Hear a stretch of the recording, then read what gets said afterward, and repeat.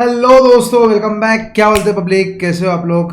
Welcome to lecture number 5। Lecture number 5 sir, 5 lecture हो गए। अपना रिलेवेंट कॉस्टिंग आज खत्म हो जाने वाला है। सिर्फ दो तीन क्वेश्चन बाकी, 3 क्वेश्चन, 8, 9 और 10 क्वेश्चन बाकी है। तीनों क्वेश्चन अपन अभी साथ में सॉल्व करेंगे। इसके अलावा एक दिसंबर 25 का भी क्वेश्चन है, तो दिसंबर 25 के पेपर में आया। दिसंबर 25 का पेपर किधर है? दिस इज दिसंबर 25 का पेपर, पेपर नंबर 16। उसके अंदर रिलेवेंट कॉस्ट का जो क्वेश्चन है मैं आपको बताता। दिसंबर 25 का फाइनल का पेपर, अपना रिलेवेंट कॉस्ट का जैसे ही टॉपिक कंप्लीट हुआ अपन उसका भी ये वाला क्वेश्चन आज ही सॉल्व करेंगे। Yes, analyse the relevant cost per unit, analyse the relevant cost per unit, the best price per unit to be charge to achieve optimum profit, the best weekly. ये सब अपन डिस्कस करेंगे इसके अंदर। चलो देखो, ये क्वेश्चन 14 मार्क्स का direct question आया रिलेवेंट कॉस्ट का। ऑब्वियसली इसके अंदर रिलेवेंट कॉस्ट के साथ साथ बाकी सब चीजें भी है, लेकिन अपन जितना पढ़े उतना अपन क्वेश्चन इसमें सॉल्व कर लेंगे आज। तो मोटा मोटी अपने पास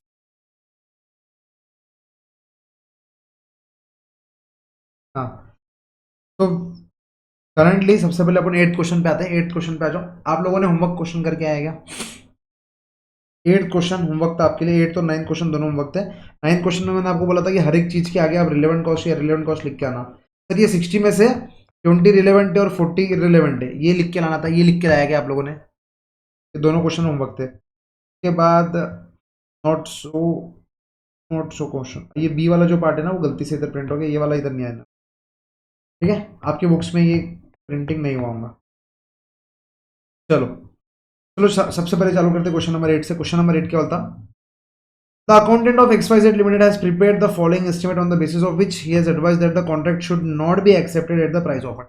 मतलब वो क्या बोल रहा कि कॉन्ट्रैक्ट को अपने एक्सेप्ट नहीं करना चाहिए। सर जो ही बच्चे पहली बार वीडियो पे आए, मैं आपको बता दूं, इसके नोट्स टेलीग्राम चैनल पे है, जिसका लिंक डिस्क्रिप्शन में आप लोग जाके देख सकते हैं। ओके, एंड हमारे अभी तक के 4 लेक्चर्स हो गए। This is the 5th demo lecture. तो अगर आप बोलेंगे कि सर इधर से कुछ समझ में नहीं आ रहा, तो ऑब्वियसली फाइनल के स्टूडेंट हो, इतना मुझे बताने की जरूरत नहीं है कि आपको पहले 3-4 लेक्चर वो देख के आना है। उसके बाद फिर आप लोग इस पे अच्छे से कंफर्टेबल रहोगे। चलो आ जाओ। Just second.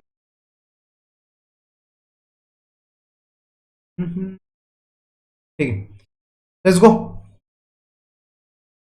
The content of XYZ, वो क्या हो रहा है कि should not be accepted. Should not be accepted क्यों? क्योंकि जितना हमने टोटल कॉस्ट लग रहा, देखो टोटल कॉस्ट लग रहा 17,50,000, प्राइस ऑफर्ड है 14 लाख। अरे टोटल कॉस्ट ज्यादा लग रहा, प्राइस ऑफर्ड कम है, तो लॉस हो रहा, तो वो क्या बोलते हैं, एक्सेप्ट मत करो। लेकिन आपको ये मालूम है ये 17,50,000 में काफी कुछ कॉस्ट इंक्लूडिंग है। देखो ये पूरे 1,50,000, 1,80,000 material Z, skilled labour, unskilled labour, supervisory cost, general overheads, और टोटल कॉस्ट 17,50,000 है। वो 17,50,000 को अपन 14 लाख से कंपेयर कर रहे हैं।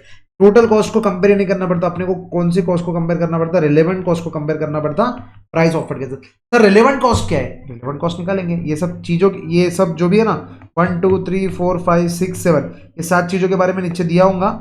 उसमें अपने को relevant cost, irrelevant cost, relevant cost, irrelevant cost निकालना है। फिर टोटल कॉस्ट को अपने को निकालना है कि भाई टोटल रिलेवेंट कॉस्ट क्या है। टोटल रिलेवेंट कॉस्ट को अपने को क्या करना है? प्राइस ऑफर के साथ कंपेयर करना है। फिर देखना है कि नेट लॉस है या नेट प्रॉफिट है। Is is clear? बहुत बेसिक सा क्वेश्चन था। चलो आ जाओ। क्या बोल रहा? Material excess in stock in original cost. अरे ये तो इररिलेवेंट है। ओरिजिनल कॉस्ट मतलब क्या हो गया? बोलो, ओरिजिनल कॉस्ट मतलब क्या हो गया? सर ओरिजिनल कॉस्ट मतलब बुक वैल्यू हो गई। ओरिजिनल कॉस्ट मतलब क्या हो गया? बोलो, ओरिजिनल कॉस्ट मतलब book value. Sir book value तो वैसे ही कुछ काम के नहीं रहते। ओरिजिनल कॉस्ट मतलब क्या होता? Book value. तो ये तो समझ गया कि भाई ये तो इररिलेवेंट है। ये क्या है? इररिलेवेंट है। हाँ, वो अगर रेगुलर यूज के लिए है तो तुम अगर दूसरा लेके आ रहे हैं तो वो बात अलग है। उसके बाद वो अगर नो यूज का है तो उसका रीसेल वैल्यू, वो सब अपन नीचे देखेंगे क्या है। उसके बाद material Y on order at contract price of 1,80,000। अब ये इन्होंने क्या कर दिया? मटेरियल वाई ऑन ऑर्डर मतलब ऑर्डर दे दिए। उसके बाद material Z to be ordered. Material Z to be ordered मतलब क्या है कि ये अपन ऑर्डर अभी करने वाले हैं। अभी तक अपन ने ऑर्डर किया क्या? नहीं। To be ordered at current price. तो this is the relevant cost अभी के हिसाब से। This is also not the relevant cost, क्योंकि 1,80,000 अपन ने ऑलरेडी ऑर्डर कर दिया। ठीक है बच्चों? बच्चों मुझे एक ही चीज की लत है, और वो लत है चाय पीने की। ठीक है, क्लास चालू करने से पहले दुकान खोली नहीं थी तो मैं चाय नहीं पी पाया, तो अब क्लास लेते लेते थोड़ी थोड़ी चाय पीऊंगा मैं, तो आप इतना थोड़ा सहन करके लेना। वाह क्या चाय, जला दिया उसने थोड़ी। लेकिन ठीक है, कड़क चाय पीने की आदत है मेरे को, थोड़ी सर्दी भी हो गई। उसके बाद स्किल्ड लेबर है, अनस्किल्ड लेबर है, सब इसके बारे में सब डिटेल्स अपने को नीचे पढ़ना पड़ेगा। तो सबसे पहले the following details are available about the cost components listed above, ये गलती से प्रिंट हो गया, listed above. Material x is an obsolete material. Sir obsolete मतलब क्या? आप मजाक कर रहा, ऑब्सोलीट मतलब खराब चीज। ठीक है, मैं कभी कभी मस्ती करते रहता हूँ, तो कोई भी चीज को दिल पे ना ले, दिल पे कोई चीज को लेने वाले कोई बच्चे, तो मैं एडवांस में सॉरी नहीं बोलूंगा। ठीक है, लो यार मस्ती कर रहा मैं, तुम मस्ती की जैसे नहीं लोगे तो मैं क्यों सॉरी बोलूँ उसके। ठीक है, तो material is x is an obsolete material मतलब खराब मटेरियल है। It can be used on another product W. अच्छा, मतलब ये ना ही रेगुलर यूज का है और ना ही रीसेल वैल्यू का है, मतलब वो बोल रहा खराब प्रोडक्ट है ही खरा है, लेकिन तुम अल्टरनेट प्रोडक्ट डब्ल्यू में यूज कर सकते। ठीक है भाई, अल्टरनेट प्रोडक्ट यूज कर सकते हैं। The material for which is available at 1,35,000, मतलब जो मटेरियल एक्स है वो फालतू प्रोडक्ट है, फालतू है, लेकिन उसको डब्ल्यू के अल्टरनेट में यूज कर सकते हैं। डब्ल्यू कितने का है? 135 का है। इसका मतलब क्या है? इनडायरेक्टली मटेरियल एक्स का वैल्यू कितना है? 1,35,000 है। Is this clear? Yes sir, absolutely. Material एक require some adoption to be used which cost 15,000। एक सेकंड, 135 की वैल्यू है, लेकिन 135 में से 15,000 रुपये अपने को लग जाएंगे अडॉप्शन तब वो चेंज करने के लिए। It may take some time before डब्ल्यूज order is confirm, until then the storage will be, मतलब अपन क्या कर रहे, देखो एक्स के मतलब डब्ल्यू के बदले एक्स यूज कर रहे, तो कितने रुपए बचना चाहिए अपने? 135 बचना चाहिए, 135, 1.35 बच जाएंगे। आपको भी ऐसे लग रहा है, मेरे को भी ऐसे लग रहा है, लेकिन ये 1.35 बचाने के लिए सबसे पहले मटेरियल एक्स डब्ल्यू में जब यूज कर रहे हैं ना, थोड़ा चेंजेस की जरूरत है। चेंजेस के लिए लग रहे 15,000, तो वो खर्चा हो गया, तो अपने को क्या करना पड़ेगा? -15,000। उसके अलावा स्टोरेज के लिए -12,000। Is this clear? स्टोर करना पड़ेगा ना, तो अपना खर्चा है ना, तो अल्टीमेटली अपने 135 रुपीज बचे क्या? 135 लाख रुपीज बचे क्या? नहीं। क्लियर? हल्का हल्का लैंग्वेज से मत समझो, हिंदी में समझो कि ठीक है भाई, मटेरियल एक्स अभी मटेरियल डब्ल्यू की जगह पे आ रहा, तो मटेरियल डब्ल्यू खरीदने की जरूरत नहीं है। मटेरियल डब्ल्यू कितने का है मार्केट में? 1,35,000 का है, बराबर। तो अपने 1,35,000 बच गए जेब से, चलो बहुत बढ़िया भाई, 1,35,000 बच गए, बहुत बढ़िया, पापा खुश हो जाएंगे। एक आईफोन का प्राइस अपन ने बचा लिया। लेकिन वो बचाने के चक्कर में जो मटेरियल एक्स डब्ल्यू में यूज करोगे उसका अडॉप्शन का प्राइस लगता है। किसका लगता है प्राइस? उसका अडॉप्शन, तो उसको ये खर्चा लगने वाला है। उसके बाद उसको स्टोरेज का खर्चा लगने वाला है, तो ये 27,000 का खर्चा है, ये पैसे बचेंगे। तो अल्टीमेटली कितने पैसे बचेंगे अपने? 135 माइनस 27,000, कितना हो गया ये? 135, 1,08,000। सिंपल सिंपल से कैलकुलेशन, 1,08,000। तो मटेरियल एक्स का रिलेवेंट कॉस्ट कितना है? 1,08,000 है या नहीं है? बोलो, मटेरियल एक्स का रिलेवेंट कॉस्ट कितना है? 1,08,000 है या नहीं है? बोलो, किसी को कोई डाउट इसमें? मटेरियल एक्स के रिलेवेंट कॉस्ट में किसी को कुछ डाउट?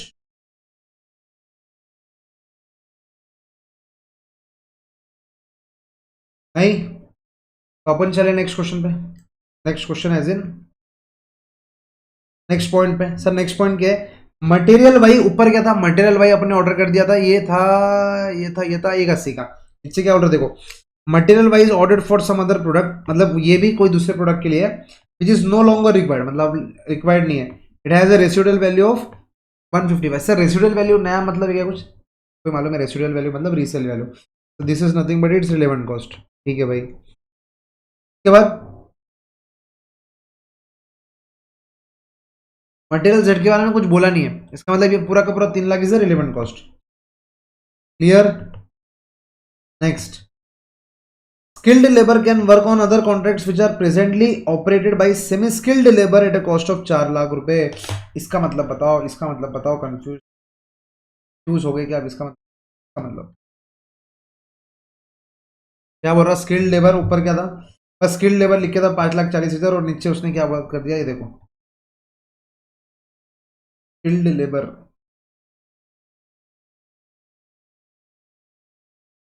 बताओ, स्किल्ड लेबर का क्या बोल दिया? This is nothing but opportunity cost. कैसे देखना है? अगर ये नहीं करेंगे, देखो, opportunity cost is also relevant cost. याद है, याद है, याद है, याद है। रिलेवेंट कॉस्ट के 7 आइटम थे, रिलेवेंट कॉस्ट के 4 आइटम थे, साथ में अपॉर्चुनिटी कॉस्ट था। अगर स्किल्ड लेबर ये नहीं करता तो दूसरा क्या करता? वो अनस्किल्ड लेबर का काम करता, जिसके लिए अपन अभी उसको कितने रुपए लाख दे रहे हैं? 4 लाख रुपए दे रहे, इसका मतलब क्या है कि ये this is not a relevant cost, ये तो तुम दे रहे ही दे रहे, ये नहीं करता तो उसको 4 लाख के जितना काम मिलता है वो 4 लाख क्या है, 4 lakh is a relevant cost, is clear, opportunity cost is the relevant. Next, unskilled labour का कुछ बोला है क्या? Unskilled labour are specifically employed for this contract, मतलब यही कॉन्ट्रैक्ट के लिए एम्प्लॉय किया, इसका मतलब सर इररिलेवेंट है। अरे सर चाय पी के नींद आ रही है आपको? अरे स्पेसिफिकली यही कॉन्ट्रैक्ट के लिए है ना, अगर ये कॉन्ट्रैक्ट नहीं रहता था तो अपन स्पेसिफिकली अनस्किल्ड लेबर को रखते भी नहीं थे, अब स्पेसिफिकली तुमने रखा तो भाई रिलेवेंट हो गया ना, स्पेसिफिकली बोला है, ठीक है, मतलब इसके लिए रखा है तो ये पूरा का पूरा क्या है, रिलेवेंट कॉस्ट, ठीक है। Unskilled labour, supervisory staff will remain whether और not the contract is accepted, इसका मतलब क्या है, ये अनअवॉइडेबल कॉस्ट है, काय का कॉस्ट है बोलो, आपको देखो कॉस्ट के नाम याद रहने को ना, मतलब नाम अगर कंफ्यूजन भी हो रही है कि सर उसको अनअवॉइडेबल बोलेंगे या कमिटेड बोलेंगे, तो लेकिन आपको ये समझने को ना कि ये रिलेवेंट कॉस्ट है, ये रिलेवेंट कॉस्ट है, हिंदी में चीजों को हिंदी में समझने की कोशिश करो, क्या बोल रहा है वो, supervisory staff will remain whether और not the contract is accepted, मतलब कॉन्ट्रैक्ट को एक्सेप्ट करो या मत करो, सुपरवाइजरी स्टाफ रहेगा तो उसकी वैल्यू क्या है, फिर उसकी वैल्यू क्या है, ऊपर वाले इसमें क्या देखा था, unskilled labour are specifically employed for this contract, मतलब ये कॉन्ट्रैक्ट के लिए अनस्किल्ड लेबर को रखे, तो वैसे ही सुपरवाइजरी स्टाफ का क्या इररिलेवेंट कॉस्ट है, आप समझ गए, क्योंकि कॉन्ट्रैक्ट रहो या मत रहो इसको तो रखना ही है, तो दिस इज नथिंग बट, बोलो, इररिलेवेंट कॉस्ट, लेकिन वो क्या बोल रहा, only 2 of them can replace other positions where the salary is 50,000, मतलब वो क्या बोल रहा, उसमें से 2 जन है तुम रिप्लेस कर सकते जिसकी सैलरी 50,000 है, अब सुपरवाइजर स्टाफ का कितना है, 1 लाख, अब वो क्या बोल रहा, 50,000 को तुम रिप्लेस कर सकते, इसका मतलब क्या है, 50,000 is nothing but relevant cost, 50,000 is nothing but relevant cost, क्या है बोलो, 50,000 is nothing but relevant cost, ठीक है, क्लियर, डन, चले आगे। नेक्स्ट, ओवरहेड्स, क्योंकि 50,000 को रिप्लेस कर सकते ना सर, बाकी 50,000 के बारे में कुछ बोला नहीं है, तो बाकी 50,000 के बारे में ऊपर वाला ही पॉइंट है कि वेदर और not the contract is accepted, supervisory तो रहेंगे ही।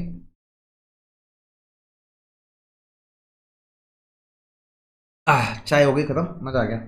Next, overheads are charged 33.13% of skilled labour, sir skilled labour कितना है, 5 लाख, ओवरहेड्स आर चार्ज बोले, ठीक है, 540 का 30% बराबर, बराबर 33.33% मतलब, लेकिन ओनली 125 वुड बी अवॉइडेबल, इसका मतलब क्या है बताओ सर, अवॉइडेबल कॉस्ट किस में आता है सर, रिलेवेंट रिलेवेंट, सर हमको तो ये खाली ये कि अवॉइडेबल कॉस्ट में कंफ्यूजन होता कि ये रिलेवेंट रहेगा इररिलेवेंट रहेगा, देखो हिंदी में समझो, अवॉइडेबल मतलब क्या, मैं इसको अवॉइड कर सकता, और मैं अवॉइड करने के बाद भी मेरा काम हो सकता, तो जब मैंने उसको अवॉइड कर दिया तो वो रिलेवेंट है या इररिलेवेंट है, बोलो, वो ओनली 125 वुड बी अवॉइडेबल, इसका मतलब सिंपल आप ये समझो कि मैं एक 25 को अवॉइड कर सकता, लेकिन जो अभी कितना है ये 180 में से 180 में से 125 माइनस कर दो तो 55,000 क्या है, 55,000 इज अनअवॉइडेबल, है कि नहीं,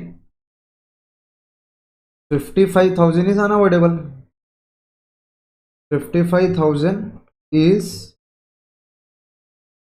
अनअवॉइडेबल, इसका मतलब क्या है, कुछ भी हो जाओ, ये क्लियरली क्या बोल रहा, इंग्लिश को हिंदी में बोलने की कोशिश करो, अनअवॉइडेबल मतलब कॉन्ट्रैक्ट रहो या मत रहो इसको हम अवॉइड नहीं कर सकते, लेकिन ये अवॉइडेबल इसका मतलब क्या है कि अगर कॉन्ट्रैक्ट नहीं रहा तो मैं अवॉइड कर सकता है इसको, इसका मतलब ये 125 वुड बी, बोलो, रिलेवेंट कॉस्ट, और ये 55,000 would be unavoidable, that is irrelevant cost, this is clear. Next, हो गया अभी है, तो इसमें से अपने को समझ गया कि इसमें से रिलेवेंट कॉस्ट कितना है, 1,25,000, done done done done, total cost कर दो, रिलेवेंट कॉस्ट कितना आता, 14 लाख से कंपेयर करके बता दो, relevant cost of material X Y Z, relevant cost of labour skilled, relevant cost of this if contract is accepted what would be the resulting financial impact of ये, बोलो कितना easy question था, अगर कोई सही में होमवर्क करके लाया तो उसको समझाऊंगा कि भाई कुछ ज़्यादा टफ क्वेश्चन था नहीं, क्लियर है क्या, फटाफट चलो फटाफट लिख लेते हैं, 2-3 मिनट का काम है सॉल्यूशन लिखना इसका, तो ऑलरेडी अपन ने इतना चीज़ें उसको डिस्कस कर लिया।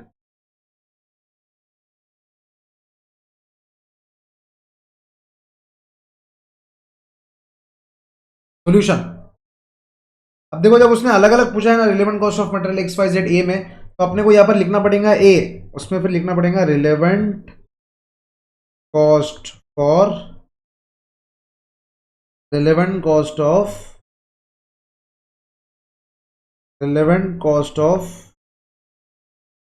material x, y and z.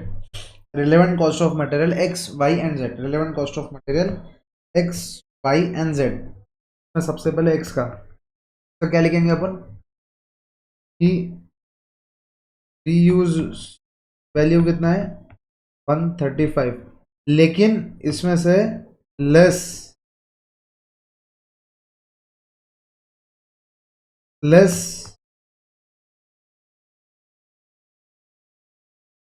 Less adoption value कितना है 15,000, लेस स्टोरेज कॉस्ट कितना है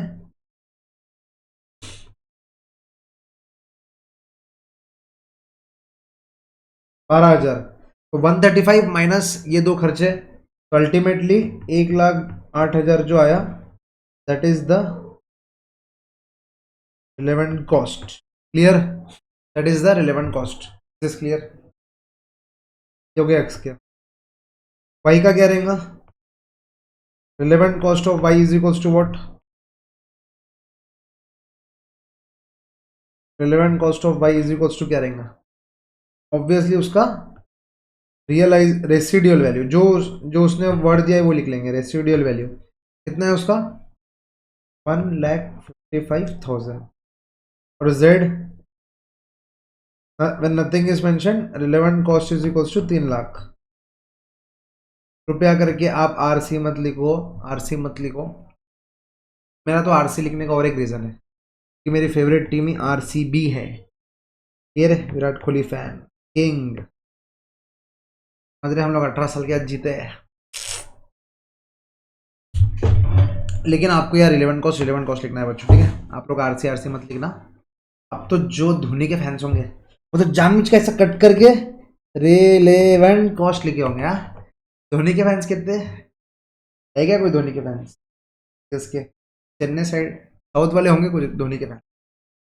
उन्होंने तो अभी आरसी तो भाई, अब तो आर आर को आरसी को कट करके रिलेवेंट कॉस्ट बड़ा बड़ा लिखे होंगे, वो भी कैप्स में। ठीक है?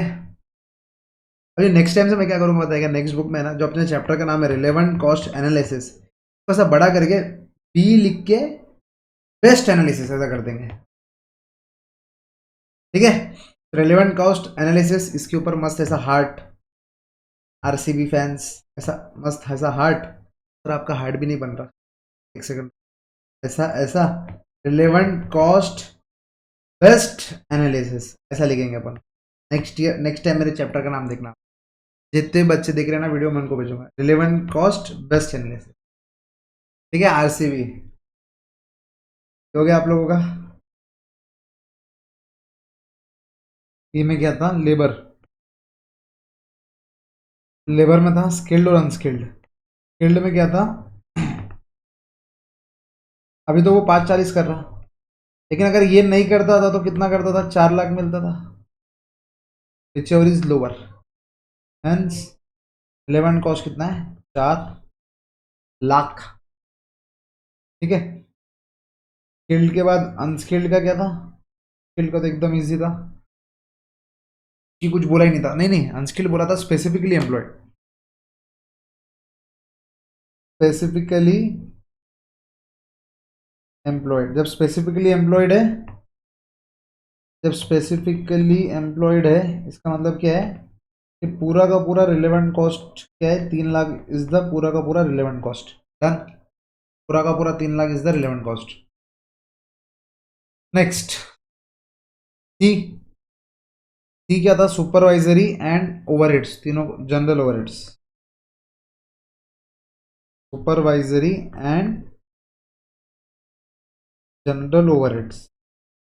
पहले सुपरवाइजरी का देख लेते हैं। उन्होंने क्या बोला? 1 लाख है, लेकिन 1 लाख में से 50,000 would be can replace, can replace 10 50,000 is a 50,000 is a relevant cost. Is this clear? Sir next general overheads में 1,80,000 था, लेकिन एक 80 में से उन्होंने एक 25 क्या बोल दिया था, एक 25 उन्होंने बोल दिया था कि this is N avoidable expense. जैसे उन्होंने अवॉइडेबल बोला, अवॉइडेबल एक्सपेंस, तो अपन ने बोल दिया भाई तुमने जैसे अवॉइडेबल बोला इसका मतलब this is N relevant cost. ये अवॉइडेबल है मतलब इसका मतलब ये जो 55,000 है वो क्या है, अनअवॉइडेबल है। और अनअवॉइडेबल मतलब तो इसको वैसे भी अपन अवॉइड नहीं कर सकते, hence this is an irrelevant cost. Clear? Hence is an 55,000 is an irrelevant cost, that is unavoidable cost, लेकिन 125 इज द रिलेवेंट कॉस्ट। फिर लास्ट में डी, डी में क्या बोला उन्होंने, सेंटेंस देखो, what would be the resulting financial impact on XYZ profit. ठीक है भाई, बता देंगे फाइनेंशियल इम्पैक्ट, फाइनेंशियल इम्पैक्ट। सबसे पहले total relevant cost, total relevant cost कितना है वो देखो।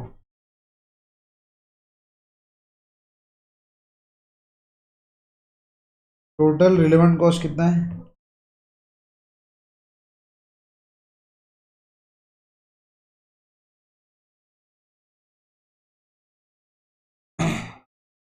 सबसे पहले 1,08,000 एक्स का 155, फिर प्लस 3 लाख, मटेरियल में 563 हो गए, फिर इसमें 4 लाख ऐड करो, प्लस 3 लाख ऐड करो, प्लस 50,000 ऐड करो, प्लस एक 25 ऐड करो, ये कितना हो गया, 14,38,000 हो गया अपना total cost.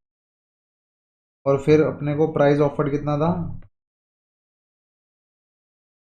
Price offered is equals to 14 lakh. Price था 14 लाख का अपने को ऑफर, लेकिन फिर भी 38,000 का अपना क्या हो रहा, लॉस ही हो रहा, लॉस, लॉस इन,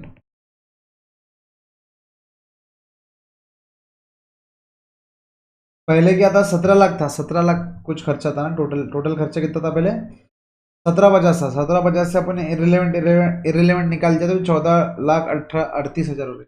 लेकिन अभी 14,38,000 तो रिलेवेंट कॉस्ट है, उसमें से अपन 14,000 ही दे रहे, 38,000 the loss in finance, 38,000 in the loss.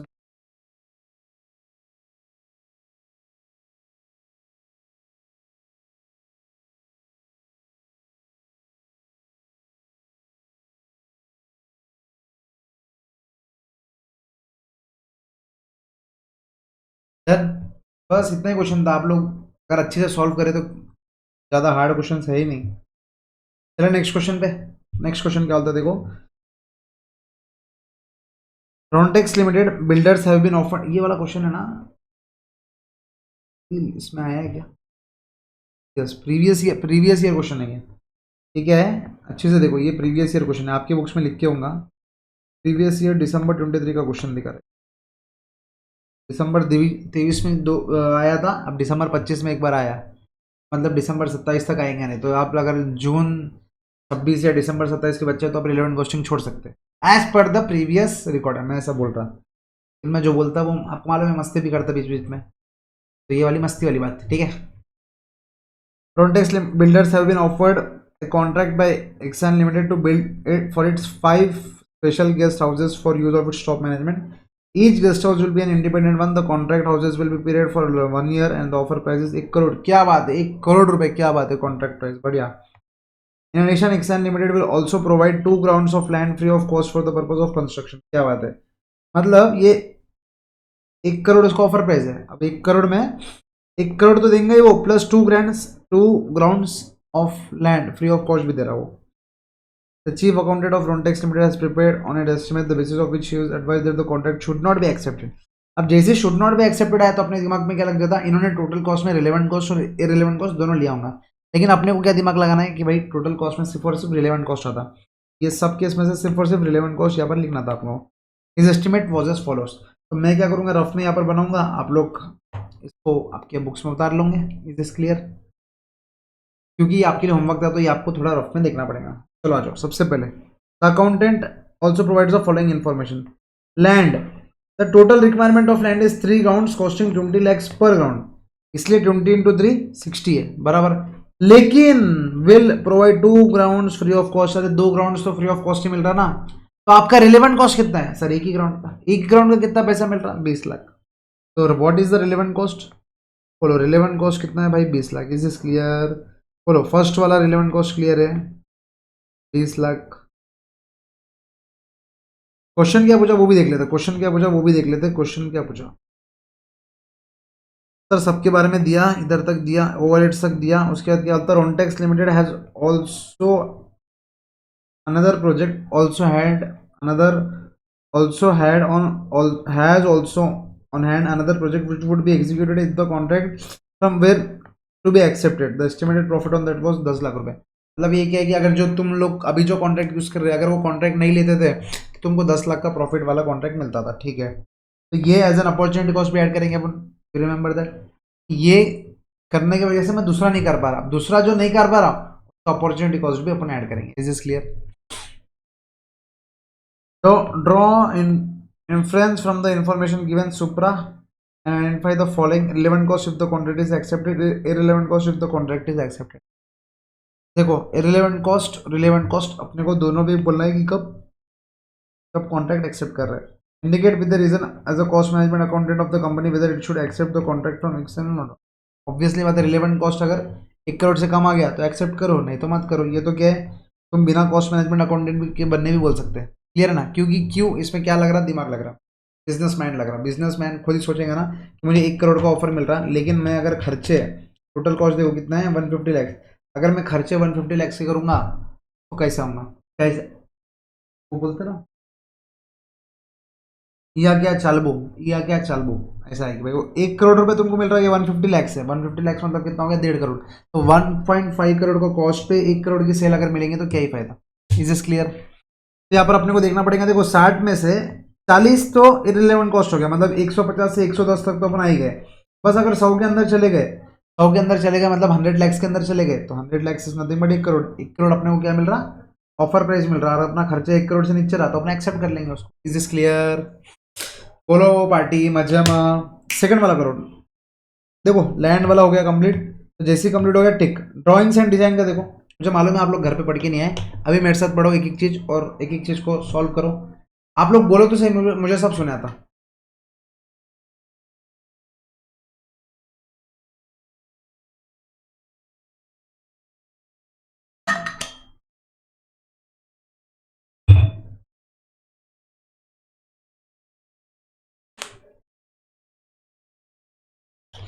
Drawings and design, जो 7 लाख की ड्राइंग्स एंड डिजाइन है, is that a relevant cost or not? Is that a relevant cost or irrelevant cost? बोलो,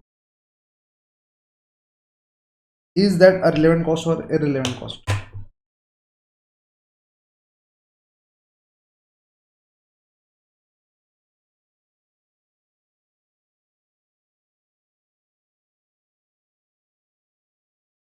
सर ऑलरेडी क्या बोल रहे? देखो this have already been prepared, मतलब बन चुके हैं, बन चुके हैं। इसका मतलब क्या है? अब ये जो बन चुके हैं, ये जो बन चुके हैं, इसका मतलब क्या? आपको नहीं लगता कि ये कमिटेड कॉस्ट है? अरे ऑलरेडी प्रिपेयर हो गया ना, उसको तुमको पैसा देना पड़ेगा। उसमें से भी 50% अपन ने पैसा दे दिया। 50% जो पैसा देना है वो दे दो, क्योंकि ऑलरेडी ये बन गया। अब ये कॉन्ट्रैक्ट एक्सेप्ट करो नॉट एक्सेप्ट करो, उससे कुछ नहीं होने वाला, ऑलरेडी प्रिपेयर हो गया। इसका मतलब क्या है? This is a committed cost, this is the committed cost, this is a committed cost, क्योंकि ये बन गया था। तो ये अपन रिलेवेंट कॉस्ट में लिखेंगे क्या? नहीं, 7 लाख नहीं लिखेंगे। इधर इररिलेवेंट कॉस्ट का अपन एक बना लेते हैं, इररिलेवेंट कॉस्ट का वहां पे अपन लिख देंगे। देखो कॉस्ट, देखो खर्चा तो लगा 7 लाख रुपए अपने को, खर्चा तो लगा, लेकिन ये कॉन्ट्रैक्ट के लिए रिलेवेंट नहीं है। 7 लाख रुपए खर्चा लगा लेकिन ये कॉन्ट्रैक्ट के लिए रिलेवेंट नहीं है, इसलिए उसको इररिलेवेंट कॉस्ट में डाले। सर ये 40 लाख को इधर क्यों नहीं डाले अपन? अरे वो अपना कॉस्ट ही नहीं लगा ना। जब पहले कॉस्ट लगेगा उसके बाद अपन सोचेंगे कि भाई वो रिलेवेंट है या इररिलेवेंट है। यहाँ पर तो कॉस्ट ही नहीं लगा, तो फिर इररिलेवेंट और रिलेवेंट की बात कहाँ से आ जाती? ठीक है, इसके अंदर ये जो 40 थे उसका कॉस्ट ही नहीं लगा, फ्री ऑफ कॉस्ट अपने को 2 लैंड मिल गई रजिस्ट्रेशन का। सर लैंड हो गया, ड्राइंग से हो गया, मटेरियल से चालू कर, रजिस्ट्रेशन का कुछ बोला नहीं है। सर कुछ बोला नहीं है, मतलब क्या है कि रजिस्ट्रेशन 10 का 10 पूरा क्या है, ये है, ठीक है, रिलेवेंट है। नेक्स्ट मटेरियल्स का सीमेंट एंड लैंड बोला, ठीक है। क्या बोल रहे हो, देखो cement and land are already in stock, मतलब स्टॉक में, चलो बहुत बढ़िया बहुत बढ़िया। एंड इन रेगुलर यूज, अरे यार रेगुलर यूज बोल दिया, इसका मतलब क्या है कि replacement cost that is buy from market से अपने को ये करना पड़ेगा। If use for this contribution they have to be replaced at 8 lakh रुपए, मतलब अगर तुमने यूज किया तो तुमको 8 लाख से उसको रिप्लेस करना पड़ेगा। मार्केट में उसकी कीमत अभी 8 लाख चल रही है, इसका मतलब क्या है कि 8 lakh is the relevant cost. Clear है, एकदम लॉजिकल। आप लोग बताओ, लॉजिकल है सर? या तो 6 या ना 8 क्यों लिखे, क्योंकि देखो अपन ये यूज करेंगे तो उसको क्या करना पड़ेगा, बाय फ्रॉम मार्केट करके देना पड़ेगा। मार्केट से अगर तुम बाय करोगे तो 8 लाख की मिल रही। सर ब्रिक्स एंड टाइल्स बोलो, ये ब्रिक्स एंड टाइल्स कितना है, 4 4 क्या करना पड़ेगा, नीचे आ जाओ, क्या बोल रहे हो देखो। Sir bricks and tiles represent purchase made several months before for a different contract. They could sold readily for a net 5 lakh after meeting all further expense. मतलब वो क्या बोल रहा, बहुत पहले परचेस किए थे, अभी कुछ काम का नहीं है, अभी तुम नेटा नेट मतलब गंपा गुत्ता 5 लाख में उसको बेच सकते। अब गंपा गुत्ता का मैंने आपको बताया क्या, गंपा गुत्ता मतलब क्या होता, हमारे आदिलाबाद साइड ये लैंग्वेज यूज करते हैं। गंपा गुत्ता मतलब क्या है कि अगर मान लो आपके घर में शादी है, आपके घर में शादी है तो आप टेंट वाले को काम देंगे, आप लाइटिंग वाले को काम देंगे, आप डीजे वाले को काम देंगे। अब ये सब काम करने वाला एक आदमी है, तो उससे अपन ऐसा ऐसा रेट नहीं बात करते कि भाई सुन डीजे का पता कितना लेगा, टेंट का पता कितना लेगा, इसका पता कितना लेगा, इसका पता कितना लेगा, ऐसा कुछ नहीं है। गंपा कुत्ता मतलब चल एक मोटा मोटी एक फाइनल रेट बता दे, दैट इज गंपा कुत्ता। गंपा कुत्ता मतलब पूरा का पूरा एक साथ, ठीक है, एक साथ पूरा। बोलो जय जगन्नाथ, ऐसा रहता हो।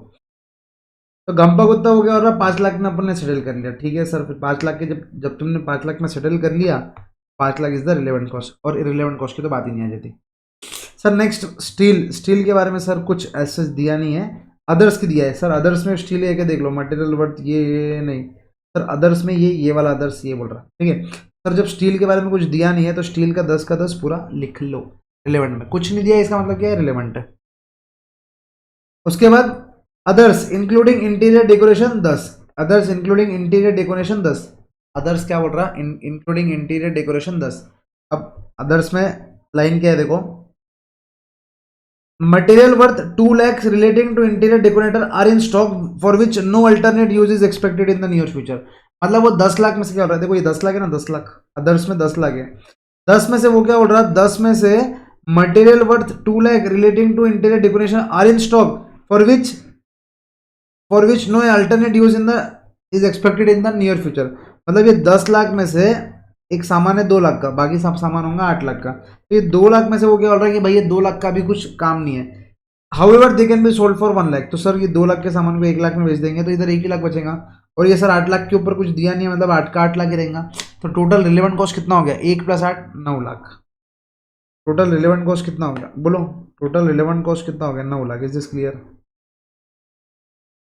समझ रहे क्या। 10 लाख में से वो क्या बोल रहा है, 2 लाख का जो इंटीरियर डेकोरेशन का सामान है ना, हाल फिलहाल में अभी उसका कुछ काम नहीं है, तो हाल फिलहाल में काम नहीं है तो उसको बेच बुचा के मोकला करो, बेच बुचा के मोकला बेचेंगे कितने में, 1 लाख रुपए में बेचेंगे, तो 2 का 1 लाख हो गया, और बाकी 8 का तो 8 है ही।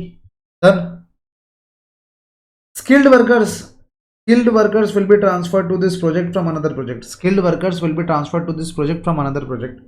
The project manager claim that if the men were returned to him he could earned the company an additional 2 lakhs in terms of profit।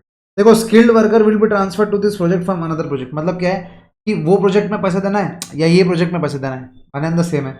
मतलब क्या है बोलो, ये प्रोजेक्ट के लिए लग रहा क्या, नहीं सर, खाली वो उधर से उठा के इधर लगा रहे। इसका मतलब क्या है कि स्किल्ड वर्कर्स फिक्स्ड होंगे, समझो ना क्या बोल रहा, skilled workers will be transfer to this project from another project. Additional खर्चा है क्या, बोलो एडिशनल खर्चा है क्या, एडिशनल खर्चा है कि नहीं, this is what committed cost. Skilled worker को तो अपन वैसे भी पैसा देंगे, कमिटमेंट है उधर अपना, बस उसको इधर से वो प्रोजेक्ट से उठा के ये प्रोजेक्ट पे लेके आ रहे। हाँ हालांकि वो है कि उधर रहते थे तो 2 लाख ज्यादा कमाते थे, अब जब तुम 2 लाख ज्यादा कमाते थे तो स्किल्ड वर्कर्स में 2 लाख ही क्या रहेगा, बोलो 2 लाख ही क्या रहेगा, 2 लाख ही क्या रहेगा, बोलो अरे बोलो 2 लाख ही क्या रहेगा relevant cost. Is this clear sir. Skilled worker तो सर स्किल्ड इररिलेवेंट है सर, हजम नहीं हो रहा, ये 12 लाख में से वो क्या हो रहा, लैंग्वेज पढ़ो। Skilled worker will be transferred to the project from another project, field worker हो गया और ट्रांसफर कर रहे एक प्रोजेक्ट से दूसरे प्रोजेक्ट में, सिर्फ ट्रांसफर कर रहे। The project manager claim that if the man were return to him, अगर प्रोजेक्ट मैनेजर क्या होता है, अगर अपने को हमको रिटर्न कर दे, he would be earn the company an additional 2 lakhs in terms of profit. 2 lakh रुपए एक्स्ट्रा कमा के देंगे ना, चल 2 लाख रुपए अपन क्या करते हैं, अपन बोलो 2 लाख रुपए क्या करते हैं अपन, रिलेवेंट कॉस्ट में ऐड कर देते हैं। ये वही वाला केस हो गया जब अपने अपने पापा बोल रहे जॉब छोड़ के आ जा, मैं तेको यहाँ पर 2 लाख रुपए ज्यादा कमा के दूंगा। 2 लाख रुपए क्या करेंगे अपन, इज क्लियर? मतलब आप बोल रहे हैं कि मेरी सैलरी 80,000 से 1 लाख होने वाली है, तो वो 1 लाख की सैलरी को भी कंपेंसेट कर देंगे, वो बोलते तो आजा आजा। ये वो वाला एग्जांपल है। क्लियर? लॉजिकली सोचो, हर एक के पीछे फॉर्मूला की जरूरत नहीं है। The supervisor undertakes various tasks in the set and his pay and continuity of employment will not be affected by the contract. Will not be affected इसका मतलब क्या है? Irrelevant cost। सुपरवाइजर का जो भी था irrelevant cost। irrelevant cost है, देखो कॉस्ट तो लगेगा लेकिन इररिलेवेंट है, कॉस्ट तो लगेगा लेकिन इररिलेवेंट है। सर अनस्किल्ड लेबर का कुछ बोला नहीं है, अनस्किल्ड लेबर का कुछ बोला नहीं है, मतलब क्या है? Irrelevant cost. देखो जब तक कुछ सामने से बोलता नहीं कि भाई ये इररिलेवेंट है या इससे कुछ संबंध नहीं करता या ये अनअवॉइडेबल कॉस्ट है, तो वो अपने को उसको रिलेवेंट ही मान के चलना पड़ता। सुपरवाइजर की सैलरी अपन ने इररिलेवेंट में डाल दिया। Next, if the contract is taken he will devote half of his time. ठीक है, डिवोट करो मत करो, उसके पहले लाइन में तो बोल दिया ना कि वो कॉन्ट्रैक्ट लो मत लो, उसको कुछ फर्क नहीं करने वाला। खत्म। The equipment that would be used on the contract was bought 1 year ago for 30 lakhs। 1 year before for 30 lakhs, 30 lakh का लेके आए थे, and is expected to last for 5 years। 1 साल पहले 30 लाख रुपए में लेके आए थे, 1 साल पहले की वैल्यू कुछ काम की है कि नहीं? That is book value, historical value कुछ काम की नहीं है। Past cost sunk cost, is this clear? Past cost sunk cost पिछले बार की कुछ काम किया क्या? बोलो बच्चों, कुछ काम किया क्या? नहीं है, हटाओ। It can be used on another contracts and the current replacement price is 32। Oh 32, current replacement cost कितना रहेगा? 32, and in a years time it will be 25। मतलब अगर अपन 1 साल यूज करेंगे तो अपना कितना कॉस्ट कम हो रहा? सर आज अगर मैं उसको दूसरी जगह भी यूज करता था वो 32 lakhs की है, लेकिन वो 1 साल अपने को ये कॉन्ट्रैक्ट नहीं यूज करना है, 32 का 25 हो जाएगा। इसका मतलब क्या है? 7 लाख का नुकसान। 7 लाख का क्या हो गया? नुकसान हो गया। 32 से 25 पे आ गए। 7 लाख का जो नुकसान हुआ, बोलो 7 लाख का जो नुकसान हुआ, something but the relevant cost. Is this clear? बहुत सिंपल। यहाँ पर अपन बोल देंगे 32 minus 25 is equals to 7। 32 minus 25 is equals to what? 7। 32 minus 25 is equals to 7। ये 7 क्या है? वो समझ गया ना? वो इक्विपमेंट का relevant cost done done done done. कहाँ तक आ गए अपन? इधर तक आ गए इक्विपमेंट का। Next, the general overheads includes both specific and absorbed overheads. If the contract is not undertaken 4 lakh of the same can be avoided. इसका मतलब क्या है? बोलो 4 lakhs इज अवॉइडेड, मतलब अवॉइडेबल खर्चा। इसका मतलब रिलेवेंट कॉस्ट है। 4 लाख रिलेवेंट है। ये जो ओवरहेड्स 12 लाख है ना, उसमें से 4 क्या है? 4 इज रिलेवेंट, बाकी सब क्या है? बोलो बाकी क्या है? Absorption costing. बोलो सास अंदर, सास बाहर, सास अंदर, सास बाहर। Next next next next next next next next next क्या बोल रहा?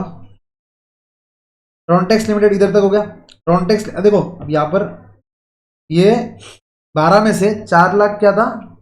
रिलेवेंट कॉस्ट, तो 8 लाख आना चाहिए इररिलेवेंट। 8 लाख आना चाहिए इररिलेवेंट, लेकिन इंस्टीट्यूट का इसके ऊपर मैं टेक बताऊंगा आपको।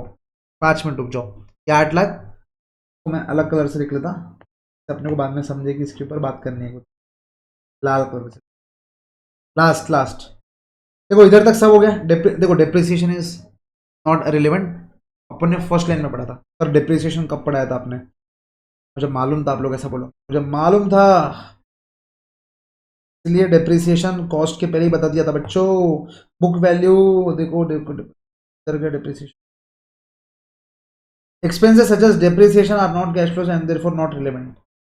Expenses such as depreciation are not cash flows and hence are not relevant. तो जब वो relevant नहीं है भाई, जब तू relevant नहीं है तो तू क्या है? irrelevant है।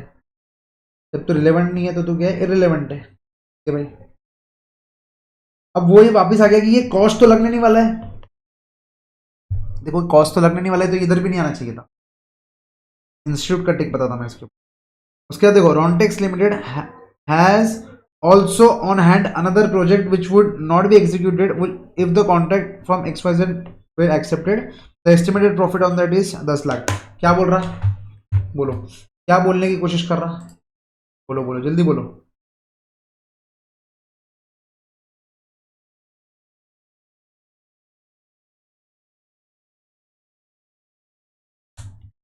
बोलो क्या बोलने की कोशिश कर रहा कि सर वो 10 लाख का कॉन्ट्रैक्ट 10 लाख का प्रॉफिट होता था अगर अपन ये कॉन्ट्रैक्ट नहीं लेंगे तो दैट इज नथिंग बट, तो क्या रहेंगे बोलो बोलो.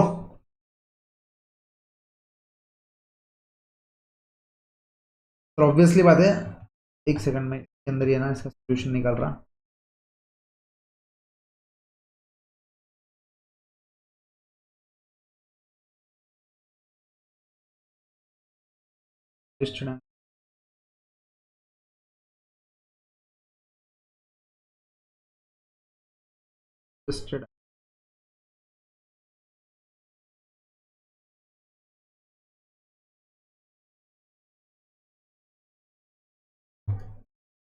सिंपल सी बात है सर, अपॉर्चुनिटी कॉस्ट आ जाएगा वो. ये 10 लाख किधर चल जाएंगा, अपॉर्चुनिटी कॉस्ट में चल जाएगा. तो सर यहाँ पर जो रिलेवेंट कॉस्ट है इसमें 10 लाख और ऐड कर दो, ये अपन बोल देंगे अपॉर्चुनिटी कॉस्ट. ये हो गया आपका. टोटल करो आप लोग एक बार, टोटल करो और देख लो एक बार कुछ मिस हो रहा क्या. इधर तक कंप्लीट हो गया. उसके बाद क्या हो रहा है, draw inference from the information given supra and identify the following relevant cost if the contract is accepted. Relevant cost क्या है बोल रहा और इरिलेवेंट कॉस्ट क्या है बोल रहा. तो रिलेवेंट कॉस्ट निकाल दो, इरिलेवेंट कॉस्ट निकाल दो. जो अपन ने निकाला उसका सिर्फ अपने को क्या करना है, टोटल करना है. फटाफट फटाफट टोटल करो. बाकी तो अपन ने निकाल ही दिया था, बाकी अपन ने निकाल ही दिया था. रिलेवेंट कॉस्ट कितना है देखो. अब आपको क्या करना है, बस ढांचे में बना के लिखना है रिलेवेंट कॉस्ट कितना है. कितना है देखो 20. 20 आपको समझ गया लैंड का, देखो 20 समझ गया लैंड का, तो 20 समझ गया लैंड का. ड्राइंग एंड डिजाइन का ऑलरेडी था, वो कमिटेड था. रजिस्ट्रेशन का कुछ बोला नहीं है तो रिलेवेंट. सीमेंट एंड लैंड को रिप्लेस करेंगे 8 लाख में. ब्रिक्स एंड टाइल्स 5 लाख में. स्टील का कुछ नहीं बोला है. ब्रिक्स एंड टाइल्स का कुछ काम नहीं है तो रेसिडुअल वैल्यू है. स्टील कुछ बोला नहीं है तो 10 का 10. अदर्स इंक्लूडिंग इंटीरियर में 10 में से 2 अभी काम का नहीं है तो 2 बेचेंगे तो 1 लाख रुपए मिलेगा. तो 1 + 8 कुछ बोला नहीं है तो 1 + 8 9 इज अ रिलेवेंट कॉस्ट. उसके बाद फिर स्किल्ड लेबर में बोला है कि भाई तुम उधर का वर्कर इधर ले रहे तो एक्स्ट्रा कॉस्ट नहीं लगेगा, लेकिन अगर मैं उधर लेके जाऊँ तो मैं 2 लाख रुपए ज़्यादा कमा सकता. वो जो 2 लाख रुपए ज़्यादा कमा सकते that is the relevant cost. फिर अनस्किल्ड लेबर का कुछ बोला नहीं है. सुपरवाइजर सैलरी बोल दिया कि भाई कॉन्ट्रैक्ट एक्सेप्ट करो या मत करो सुपरवाइजर सैलरी लगेंगे इसलिए that is irrelevant cost. Overheads का बोल दिया कि भाई बाइफरकेट कर दिया. स्पेसिफिक ओवरहेड्स कितने हैं 4. इक्विपमेंट 32 लाख का आज बेच सकते थे, लेकिन अगर 1 साल बाद कॉन्ट्रैक्ट यूज कर मतलब कॉन्ट्रैक्ट के लिए यूज करके अगर बेचेंगे तो 25 लाख वैल्यू हो जाएंगे. 7 लाख कम होंगे तो 7 लाख गए. उसके बाद अपॉर्चुनिटी कॉस्ट अगर ये धंधा कर रहे तो दूसरा धंधा नहीं कर सकते, इसलिए 10 lakh is the opportunity. This clear.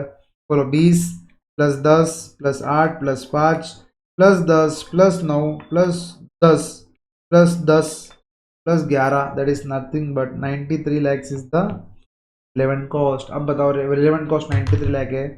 93 lakh से ऑब्वियसली रिलेवेंट कॉस्ट कितना है 93 लाख. और ऑफर प्राइस कितना है 1 करोड़. ऑफर प्राइस कितना है 1 करोड़. ऑफर प्राइस है 1 करोड़. ऑफर प्राइस है 1 करोड़. रिलेवेंट कॉस्ट है 93 lakh. Should we accept it or not. Relevant cost is 93 lakhs. Offer price is 1 crore. Should we accept it or not बताओ. Should we accept it or not. Sir obviously we should accept it, क्योंकि sir 93 lakh का ही क्या है, खर्चा है. और 1 करोड़ का क्या है, सेल प्राइस है. 1 करोड़ का क्या है, सेल प्राइस है और मतलब ऑफर प्राइस है. और 93 लाख का ही है. Is this clear. फटाफट फटाफट लिख लो इसको, रफ में लिख लो. आप घर पे जाके फेयर कर लेना, ठीक है, बाद में लेक्चर के बाद फेयर कर लेना. अब इंस्टीट्यूट के आंसर के हिसाब से दोस्तों, इंस्टीट्यूट के आंसर के हिसाब से irrelevant cost if the contract is accepted is 18 lakh. अब इन्होंने 18 लाख कैसे लाया मैं आपको वो बता देता. जो मैंने लिखे ना ब्लू में 7 + 12 प्लस ये डिप्रिसिएशन 6, इन्होंने इसका टोटल करा 18 lakh.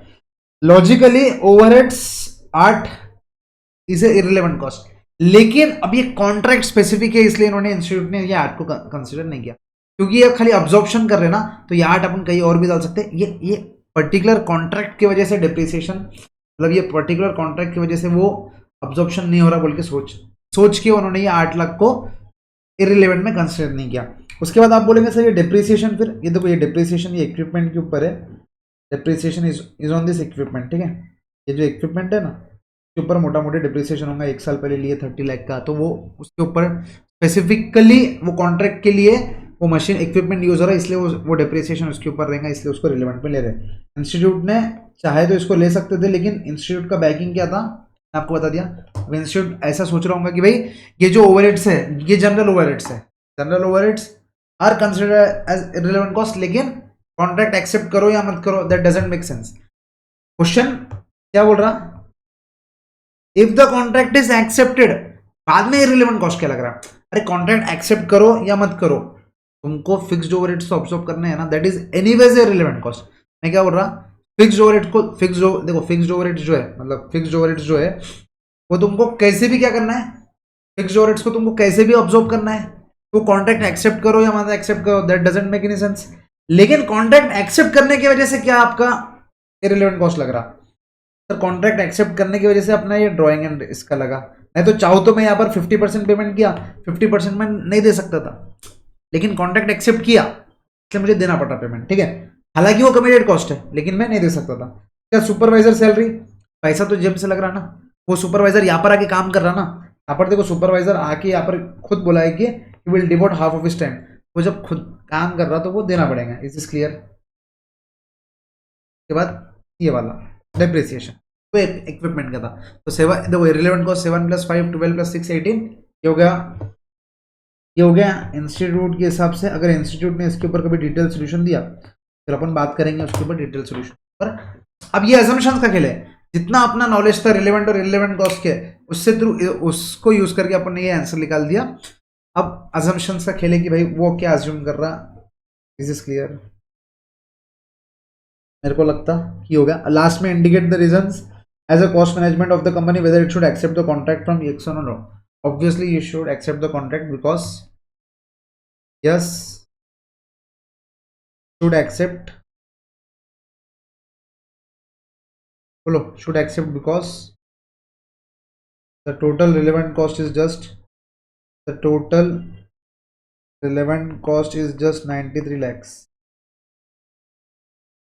that is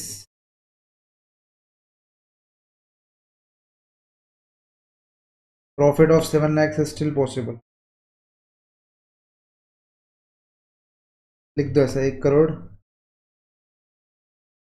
1 crore minus 93 lakhs, clear है। Profit of 7 lakhs is possible, profit of 7 lakhs is possible, 1 crore minus 93 lakhs। Done. अब थोड़ा डिटेल में आंसर आप लोग लिख लेना, फॉर्मेटिंग का कुछ मतलब फॉर्मेटिंग के लिए इतना कुछ वो नोट की बात नहीं है। चलो क्वेश्चन नंबर 10, फटाफट क्वेश्चन नंबर 10 पढ़ो, एकदम जोरदार question one second, question number 10 पढ़ो।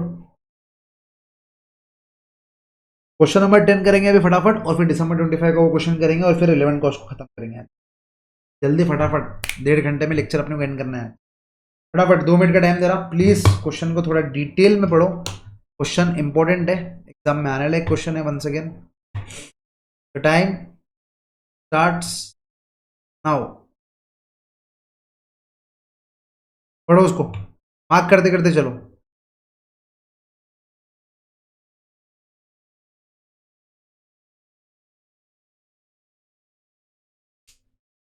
क्वेश्चन की मार्किंग करते करते लिखो, आप लोग को हल्का हल्का कॉन्फिडेंस आएगा कि भाई क्वेश्चन में क्या बोला है, क्या कंप्लीट हो गया, क्या नहीं हुआ।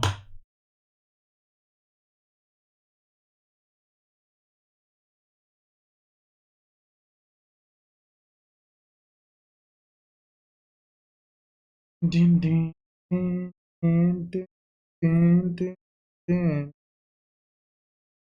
दिन दिन दिन दिन दिन दिन।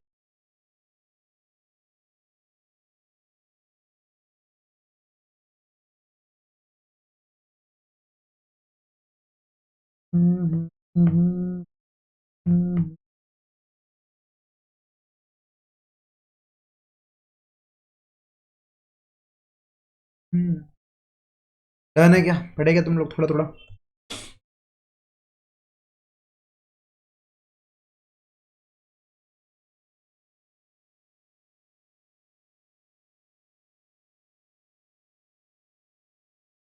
हम्म क्या बोल रहा है, एकदम simple simple question. Sontek limited, a machine manufacturing company, had nearly completed a job relating to construction of specialized equipment when it discovered that the customer had gone into liquidation. मतलब पूरा काम कर लिया और समझ में आया कि भाई कस्टमर तो चूना लगा के चले गया, कस्टमर क्या कर दिया, चूना लगा के चले गया। At this stage the position of the job job, मतलब वो जिस दिन उसको मालूम पड़ा अपने भाई ने अपने को चूना लगा के गया, उस दिन पोजीशन क्या था, पोजीशन ऑफ द जॉब क्या था, देखो, ओरिजिनल कॉस्ट एस्टिमेटेड, ओरिजिनल उसने एस्टिमेट किया था कि ये जॉब करने को लगेगा। सर ओरिजिनल एस्टिमेशन अपने आप में भी इररिलेवेंट कॉस्ट है। अरे आप एस्टिमेट कर रहे हैं कि आपको कितने साल लगेंगे सीएम बनने, वो तो इररिलेवेंट है ना, आगे पेपर कैसे आएंगे, आगे अपन कितनी पढ़ाई करेंगे, ये सब रिलेवेंट है, ठीक है ना। तो ओरिजिनल कॉस्ट एस्टिमेशन अपने आप में इररिलेवेंट कॉस्ट है। तुमने पहले एस्टिमेट किया था तो वो अपने आप में क्या है, इररिलेवेंट कॉस्ट है। अब अपने को मालूम है जब रिलेवेंट कॉस्ट का चैप्टर कर रहे हैं तो अल्टीमेटली कहीं ना कहीं रिलेवेंट कॉस्ट इररिलेवेंट कॉस्ट लिखते लिखते चलो। कॉस्ट इनकर्ड सो फार, मतलब अभी तक के तुमने जितना कॉस्ट इनकर किया, तुमने क्या सोचा था कि इतना एस्टिमेशन कॉस्ट है, उसमें से तुमने अभी तक इतना कॉस्ट इनकर कर लिया। मुझे एक बात बताओ, जो कॉस्ट इनकर कर लिया उसको क्या बोलते हैं, सर संक कॉस्ट। जो संक कॉस्ट है वो भी इररिलेवेंट है, ठीक है। ये क्या है, संक कॉस्ट, वापिस से क्या है, इररिलेवेंट। बोलो क्या है, इररिलेवेंट, ठीक है। Next, cost to be incurred, ये आगे लगने वाला है। वापिस बोलो क्या है, कॉस्ट टू बी इनकर्ड, ये आगे क्या है, लगने वाला है। अभी ये अपन ये अभी सोच रहे हैं कि कॉस्ट टू बी इनकर्ड लगाना है या नहीं लगाना, ठीक है। तो ये जो 29,700 है, ये क्या है, ऑब्वियसली रिलेवेंट है, क्योंकि ये क्या है, cost to be incurred. Is this clear, cost to be incurred, ये आगे लगने वाला है। Next, progress payment received from original customer, मतलब क्या है कि 1 लाख का पेमेंट अपने को मिल गया, 1 लाख का पेमेंट अपने को क्या है, मिला हुआ है। प्रोग्रेस पेमेंट मतलब क्या रहता कि आधा अधूरा पेमेंट मिला हुआ है, 1 लाख का पेमेंट अपने को मिला, तो ये 175 में से 175 200 कुछ काम का नहीं है। अपन ने 148 500 का काम किया, अपन सोच रहे थे और 29,700 का काम करेंगे, लेकिन उसमें समझ में आ गया कि 1 लाख रुपए जब मिले, उसमें समझ में आ गया कि ये ठन गोपाल हो गया, इसमें कुछ मिलने नहीं वाला है, ठीक है। एक सेकंड जस्ट, आप लोग आगे बढ़ो।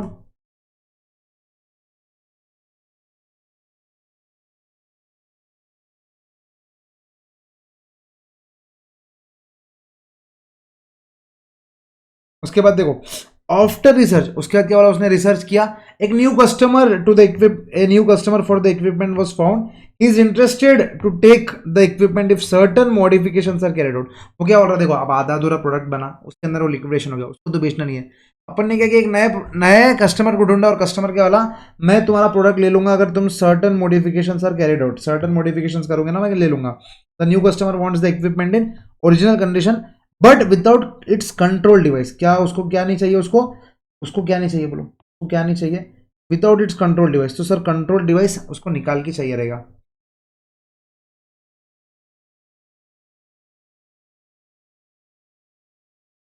बराबर। देखो, but without its control device and with certain other modification. अब देखो, cost incurred so far, cost to be incurred इतना बाकी है, ये ऑब्वियसली रिलेवेंट कॉस्ट है। मैंने बोला कि भाई वो चीज को कंप्लीट तो करनी पड़ेगी ना, this is the relevant cost. उसके बाद after research a new customer मिला, is interested to take the equipment if certain modifications are made. अब देखो, फॉर द, अब इधर है ना एक डिबेटेबल क्वेश्चन है कि सर ये जो 29,700 है उसका खर्चा लगना चाहिए या नहीं लगना चाहिए। देखो 29,700 अभी लगने का है, अभी अपना आधा प्रोडक्ट बन गया। अब ये आधा प्रोडक्ट, जो आधा प्रोडक्ट बन गया ना, आप समझो, ये फोन बना रहे थे, फोन आधा बना, जब भी मेरे को समझ में आ गया कि भाई वो लिक्विडेशन हो गया, तो मैं आधा प्रोडक्ट बनाऊंगा क्या, नहीं। अब ये क्वेश्चन में क्लियर नहीं बोला कि ये पूरा प्रोडक्ट नया कोई बंदा लिख रहा या ये आधे अधूरे प्रोडक्ट में ही वो बात कर रहा, ये क्वेश्चन में पेंडिंग है। जैसे after research new customer for the equipment, अब ये इक्विपमेंट इधर तक जितना हुआ उधर तक का इक्विपमेंट या फुल इक्विपमेंट, या क्वेश्चन ने क्लियर नहीं किया, तो ये एक डिबेटेबल पॉइंट है, ठीक है। अब मैंने देखो, had nearly completed a job related into construction of a specialised equipment. अब यहाँ पर वो क्या बोल रहा, इक्विपमेंट है, तो यहाँ पर वैसे तो पूरा इक्विपमेंट लेना चाहिए, this should be relevant cost, लेकिन फिर भी मैं बता रहा ये एक डिबेटेबल क्वेश्चन है। लेना तो वैसा चाहिए कि 29,700 रिलेवेंट कॉस्ट लेना चाहिए, लेकिन कुछ लोग ये भी तो अजम्पशन कर सकते हैं, सर आधा अधूरा प्रोडक्ट बना, अरे आधा अधूरा प्रोडक्ट का ही कस्टमर मिल गया और ये कस्टमर ये वाली बात कर रहा, ये 29,700 लगाने की बात नहीं है, क्योंकि वो पुराना कस्टमर तो गया ना, लेकिन वही बात है कि पुराना कस्टमर अपना ये प्रोडक्ट लेने को जब भी तैयार है जब वो पुराना प्रोडक्ट बन के रेडी रहेगा, तो बनने के लिए तो 29,700 लगाना पड़ेगा ना। क्लियर है? The new customer wants the equipment in its original condition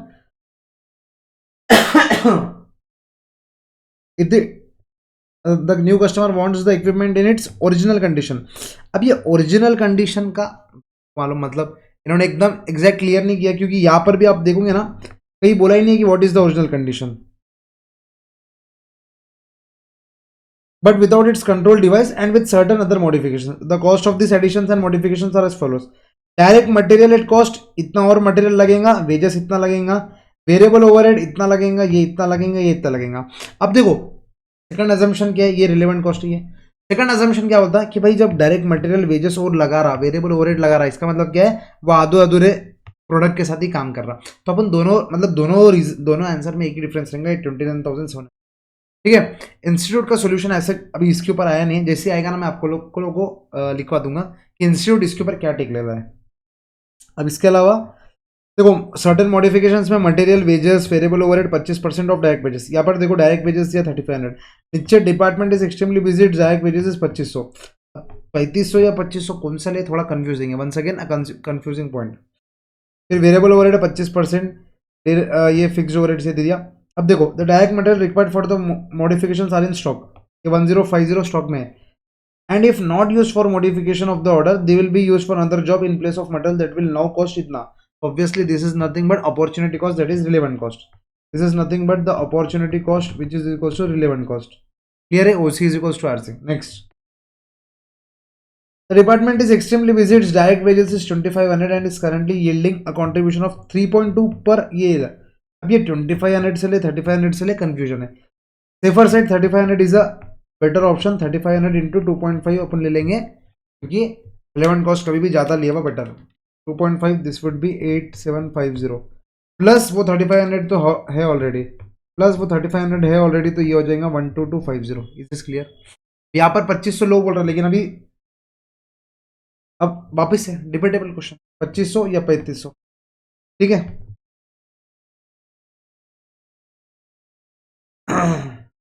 supervisory over time payable for the modification is ये 1050 या 1050 डायरेक्टली ऐड करेंगे।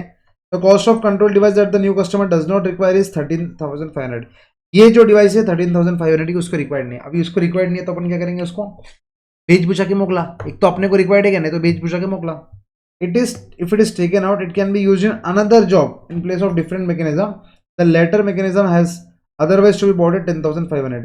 ये 13,500 का प्रोडक्ट 10,500 में बिक जाएगा। The dismantling and removal of the control is इतना 10,500 माइनस 10,500 माइनस 120 कितना होता है बच्चों, 10,380 रुपये अपने बच गए, क्योंकि वो प्रोडक्ट उसने लिया नहीं 13,500 का, तो 13,500 का प्रोडक्ट उन्होंने दूसरी जगह यूज करे तो उधर 10,380 का काम बच गया। This is nothing but benefit, net benefit, net savings बोल दो या नेट बेनिफिट्स बोल दो, वन द सेम। अब if the conversion is not carried out, मतलब ये कन्वर्जन नहीं हुआ, some of the materials in the original equipment can be used in another contract in place of material that could cost 12,000। ये क्या है, opportunity cost. One second, क्या है opportunity cost, कि भाई यहाँ यूज नहीं करेंगे तो हम दूसरी जगह यूज करेंगे। कितने का है, 12,000। It would have taken wages cost of 240, तो 12,000 wages cost of 240। The remaining material will realise 11,400 as scrap, तो पैसा और 11,400, समझ रहे, 11,400 और ऐड करो। उसके बाद the drawings which are included as a part of the job can be sold for 1,500, तो 1,500 रुपये और मिलेंगे। तो अल्टीमेटली अगर ये कॉन्ट्रैक्ट नहीं चलेगा तो अपना कितने का प्रोडक्ट बिकेगा, मतलब कितने में जाएंगे वो रॉ मटेरियल करे, 12,000 माइनस 240 उसको वो लग रहे, प्लस 11,400 प्लस 1,500 दैट इज 24,660। समझे? इसमें खाली एक ही नेट सेविंग्स है, बाकी तो क्या है, पैसा जा रहा ही जा रहा। तो मिनिमम प्राइस कितना देंगे बच्चों, analyse the relevant cost of equipment and deciding what minimum price that the company can afford for the new customer.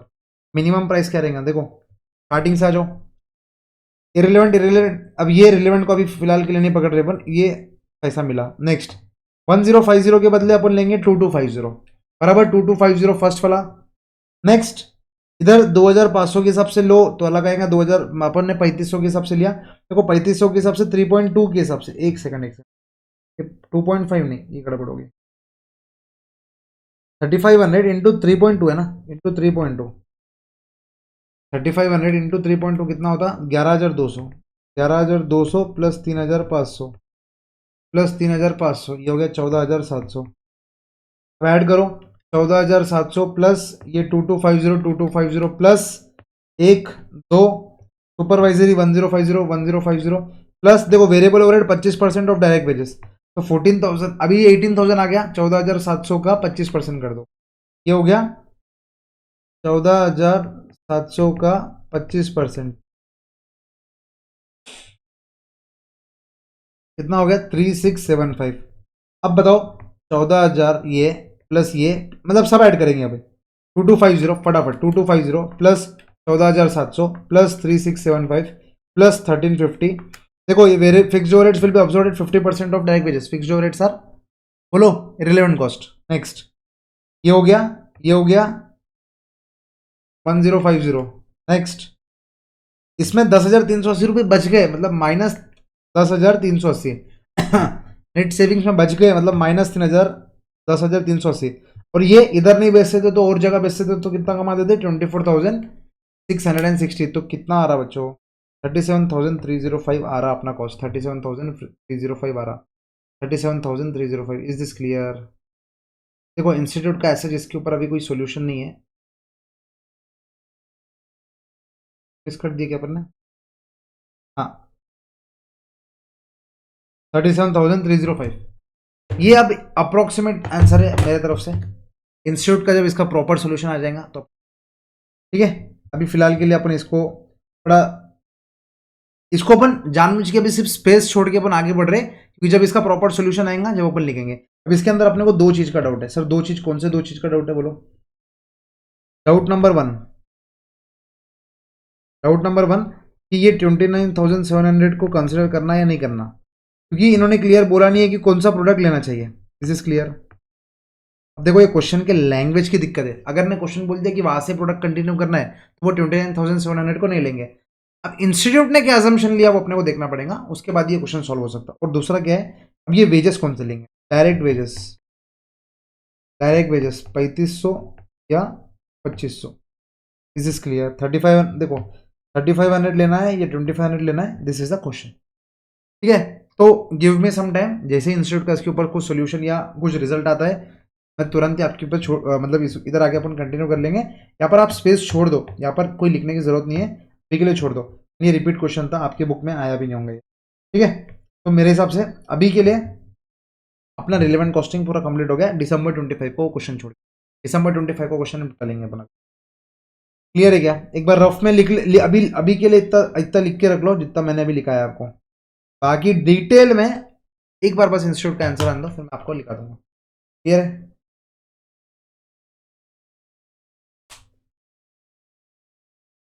इसके अंदर एक चीज अपन ने क्या, इसके अंदर क्या एक नई चीज सीखी, जो ये देखो ये जो नेट सेविंग्स है ना, ये वाला जो नेट सेविंग्स है इसमें ये माइनस करे। अभी तक रिलेवेंट कॉस्ट में अपन ने कुछ माइनस नहीं किया था, अभी अपन ने पहली बार कोई चीज माइनस की। कि भाई माइनस क्यों किया अपन ने, कि बोलो माइनस क्यों किया अपन ने? भाई वहां पर नेट सेविंग हो रही थी, वहां पर क्या, वहां पर क्या हो रही थी बच्चों? नेट सेविंग्स हो रही थी। डन।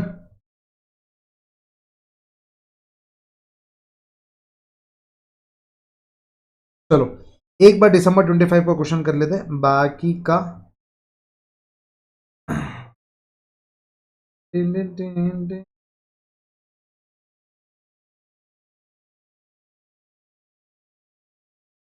क्या हो रहा क्वेश्चन? देखो पूरा क्वेश्चन अभी सॉल्व नहीं होगा क्योंकि बहुत कुछ चीजें आपको पढ़ानी है। जितना सॉल्व हो सकता है, जितना मतलब समझा सकते हो उतना समझा देंगे। बाकी ये क्वेश्चन अपन भी लास्ट में सॉल्व करेंगे आराम से, मतलब वंस उनका कॉन्सेप्ट पढ़ा दो आपको पहले। अब देखो बीएनआर लिमिटेड है spare capacity in two of its manufacturing departments, department 4 and department 5। दो डिपार्टमेंट है उसके अंदर स्पेयर कैपेसिटी है, ठीक है सर। नेक्स्ट देखो कुछ जो बच्चों को बुक्स बाद में मिली उनके इसमें ही अपडेट हो गया होगा, जिसके पास पहले बुक्स मिली थी ऑब्वियसली दिसंबर 25 के पहले जो बुक्स प्रिंट हो गई थी उनमें दिसंबर 25 के क्वेश्चंस नहीं देंगे बच्चा। जिसके अंदर थोड़े मतलब जिसकी प्रिंटिंग दिसंबर 25 के बाद हुई, जो ये बैच जनवरी में नहीं ले रहे, उनके बुक्स में ये वाला क्वेश्चन रहेगा। Next question, PNR Limited has spare capacity in two of its manufacturing departments. Department 4 and department 5. 5-day week of 40 hours is worked. 5-day week of 40 hours is worked, but there is only enough internal. देखो आराम से एक बार question आप लोग download कर लिए. दो department है, डिपार्टमेंट 4 एंड डिपार्टमेंट 5. ठीक है सर. अब 5-day week of 40 hours is worked. 5-day week 5 हफ्ते दिन में काम कर रहे हैं, 40 घंटे काम कर रहे हैं, मतलब एक दिन में 8 घंटे काम कर रहे हैं. दैट इज क्या लिख लेते हैं. अब ये क्वेश्चन में खास बात क्या है, इसके अंदर बहुत छोटे छोटे डाटा है, आपको लिखते हुए चलना पड़ेगा. That is 8 hours per day. 8 hours per day अपन काम कर रहे हैं. Next, but there is only enough internal work for 3 days per week, so that 2 days per week would be available in each department. मतलब अभी 5 दिन में से 3 दिन का काम है, तो 2 दिन अपन खाली है, तो 2 दिन खाली है, मतलब 2 into 8 16 घंटे अपन खाली है. Is this clear. 8 hours देखो, 8 hours पर डे, 2 दिन खाली है, तो 16 आवर अपन खाली है. क्लियर. 16 आवर डिपार्टमेंट 4 खाली है, 16 आवर डिपार्टमेंट 5 खाली है. 16 hour each department. Done sir. But there is some common concern about the profitability of the work. Some concern about the profitability of the work. The accountant has prepared a table given the hourly operating cost. क्या बोला भाई? Hourly operating cost in each department. Hourly operating cost in each department. The summarized figure is as follows. Hourly operating cost कितना है? Hourly operating cost कितना है? Let's see. Department 4 power cost 40, labour cost 40, overhead cost 40, 120 रुपये एक घंटे का लग रहा. ये क्या है? Hourly operating cost. Hourly operating cost 120 रुपये डिपार्टमेंट 4 का, डिपार्टमेंट 5 का 120 रुपये. मतलब उसने अगर किसी को बेचा भी ना तो 120 के ऊपर बेचना चाहिए, क्योंकि 120 तो अपना खर्चा ही है. Hourly cost. The labour is paid on a time basis. Labour क्या है बेटा? On time basis. And there is no change in the weekly range bill whether और not the plant is working at full capacity. इसका मतलब क्या है कि labour is an irrelevant expense. आप समझ गए कि लेबर को तो टाइम के हिसाब से पैसा देना ही है. There is no change in the weekly wage bill whether और not the plant is working at full capacity. Whether और नॉट तो तुमको ये देना ही है. वेदर और नॉट तुमको ये देना ही है. इसका मतलब क्या है? This is an irrelevant cost. Whether और नॉट तुमको ये देना ही है. इसका मतलब क्या है? Irrelevant cost is clear. तो सर अपने को समझ में आ गया 40 और 20 चले गए. तो अभी रिलेवेंट कॉस्ट क्या है? 80 और 100 अभी के हिसाब से. और आगे मालूम पड़ा पावर और ओवरहेड्स का भी दिया. ओवरहेड्स की तो फील भी आ रही है कि इसके अंदर कुछ फिक्स्ड वाला पार्ट रह सकता. अगर ओवरहेड्स में फिक्स वाला पार्ट रह गया तो ये अवरली रेट और कम हो जाएगा अपने लिए. Is this clear?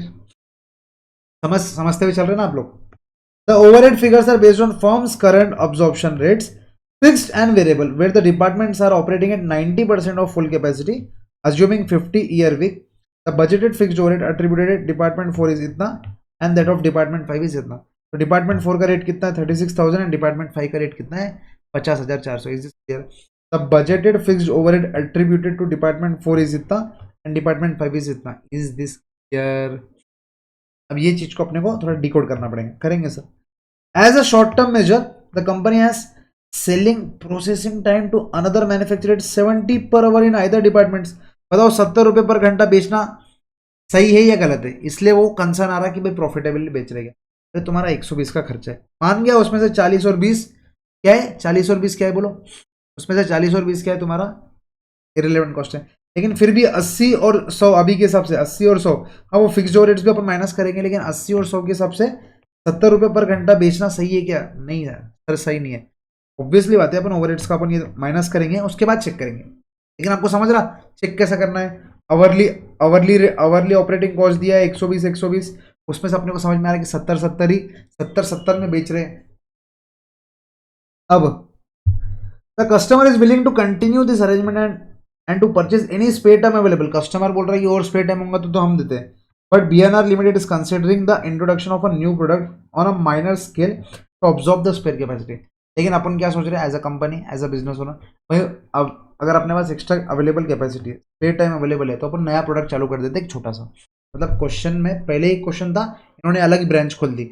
Spare time को बेचना तो है, उसके तुम रिलेवेंट कॉस्ट करते बैठो. लेकिन मतलब इधर एक क्वेश्चन था, इन्होंने दूसरा क्वेश्चन इधर ला लिया कि हम जो स्पेयर कैपेसिटी है ना, नया प्रोडक्ट चालू कर रहे हैं. बहुत बढ़िया.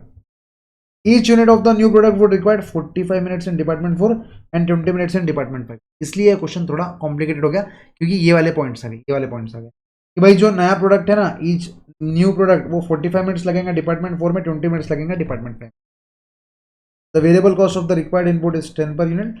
The market study indicated this. Analyze the relevant cost per unit for producing the new product.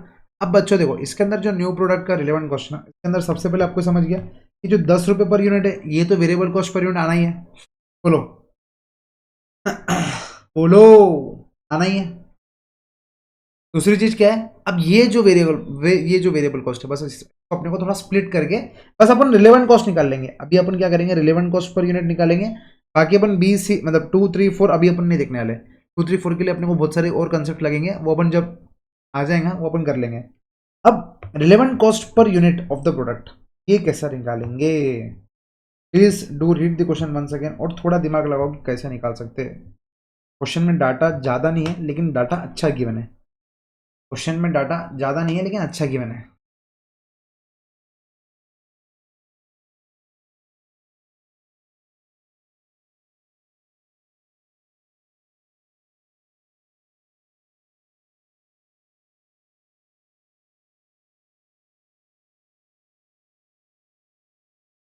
सोचो सोचो कि भाई ये जो ओवरहेड्स को अपन कैसे क्या कर सकते हैं। Budgeted fixed overheads attributed to department four is per annum. Hint चलो मैं दे देता आपको। हिंट इज ये जो ओवरहेड्स है वो पर एनम है।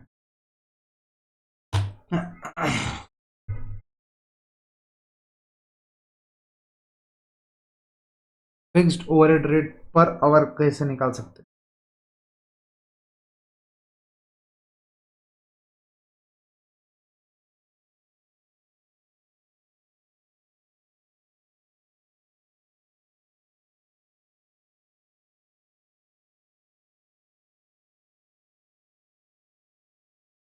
सोचो सर, सिंपल है। क्या सर सिंपल है? Fixed overheads attributable to department for कितना है? 36,000 पर एनम। उसको divided by number of hours कर दो। एनुअल आवर्स कितने हैं सर? एनुअल आवर्स कितने हैं? एक हफ्ते में 40 घंटे काम कर रहे हैं। एक हफ्ते में total hours of department 4 department 4 and department 5 एक हफ्ते में कितने घंटे काम कर रहे हैं? 40 घंटे काम कर रहे हैं। ये भी 40 घंटे काम कर रहा है, बढ़िया। कितने हफ्ते? 50 हफ्ते। कितने हफ्ते? 50 हफ्ते। 90% कैपेसिटी पे काम कर रहे हैं, 90% कैपेसिटी पे काम कर रहे हैं। तो ये कितना हो गया? 40 इंटू 50 200 200 का ये 1800 नंबर्स। Is this clear? 1800 घंटे काम कर रहे हैं। 1800 घंटे में ये लोग का कितना है? ये 36,500। तो this is rate per our. अगर निकालेंगे वन तो रेट पर आवर कितना है? 36,000 divided by 1800 per hour, that is 20 per hour. इस क्या है? Fixed overhead rate per our है। और ये कितना रहेगा? 50,400 डिवाइडेड बाई 1800, ये कितना है? 28 is the fixed overhead rate. अब इसमें से मैं एक बात बताऊँ आपको, टोटल ओवरहेड रेट आपको पता है? टोटल ओवरहेड रेट आपको पता है? टोटल ओवरहेड रेट कितना है? 40 और 40। सर टोटल ओवरहेड रेट पता है 40 और 40, फिक्स्ड ओवरहेड रेट पता है, तो variable overhead rate per hour आ जाएगा। सर वेरिएबल ओवरहेड रेट कितना रहेगा? ऑब्वियसली बात है, बोलो। Total minus fixed 40, total minus fixed variable, ये हो गया 12, ये हो गया 20, ये हो गया 12। Variable overhead rate per our कितना है? 20 और 12, सिंपल। बोलो बोलो बोलो बोलो बोलो, इज दिस क्लियर? तो थोड़ा दिमाग लगाओ, फाइनल के स्टूडेंट से अपन थोड़ा सा इजी है, इजी टू क्रैक है। क्या किया अपन ने? अपने पास था बजटेड फिक्स्ड ओवरहेड, तो अपन ने क्या किया? फिक्स्ड ओवरहेड को नंबर ऑफ आवर से निकाला, तो फिक्स्ड ओवरहेड पर आवर आ गया। मेरे पास टोटल ओवरहेड, ये ओवरहेड कॉस्ट पर आवर ही था ना, ये ओवरहेड कॉस्ट पर आवर था, लेकिन ये ओवरहेड कॉस्ट लिख के मतलब ये टोटल ओवरहेड कॉस्ट है। तो total overhead cost minus fixed overhead cost per unit hourly rate, ये आ गया variable rate. Sir variable rate को क्या करना है? पहले ये जो चीज हो ये हजम हुई क्या? देखो ये वाला भी क्वेश्चन अपन अभी पूरा सॉल्व नहीं करेंगे। यहाँ पर अभी अपने जितना कंसेप्ट अपन ने पढ़ा उतना अपन पढ़ रहे, और रिलेवेंट कॉस्ट यहाँ पर ही रफ में निकाल के अपन आगे बढ़ रहे हैं।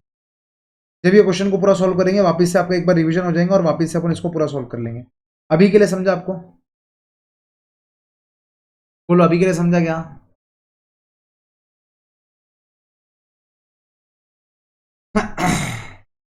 अब देखो नेक्स्ट क्या है।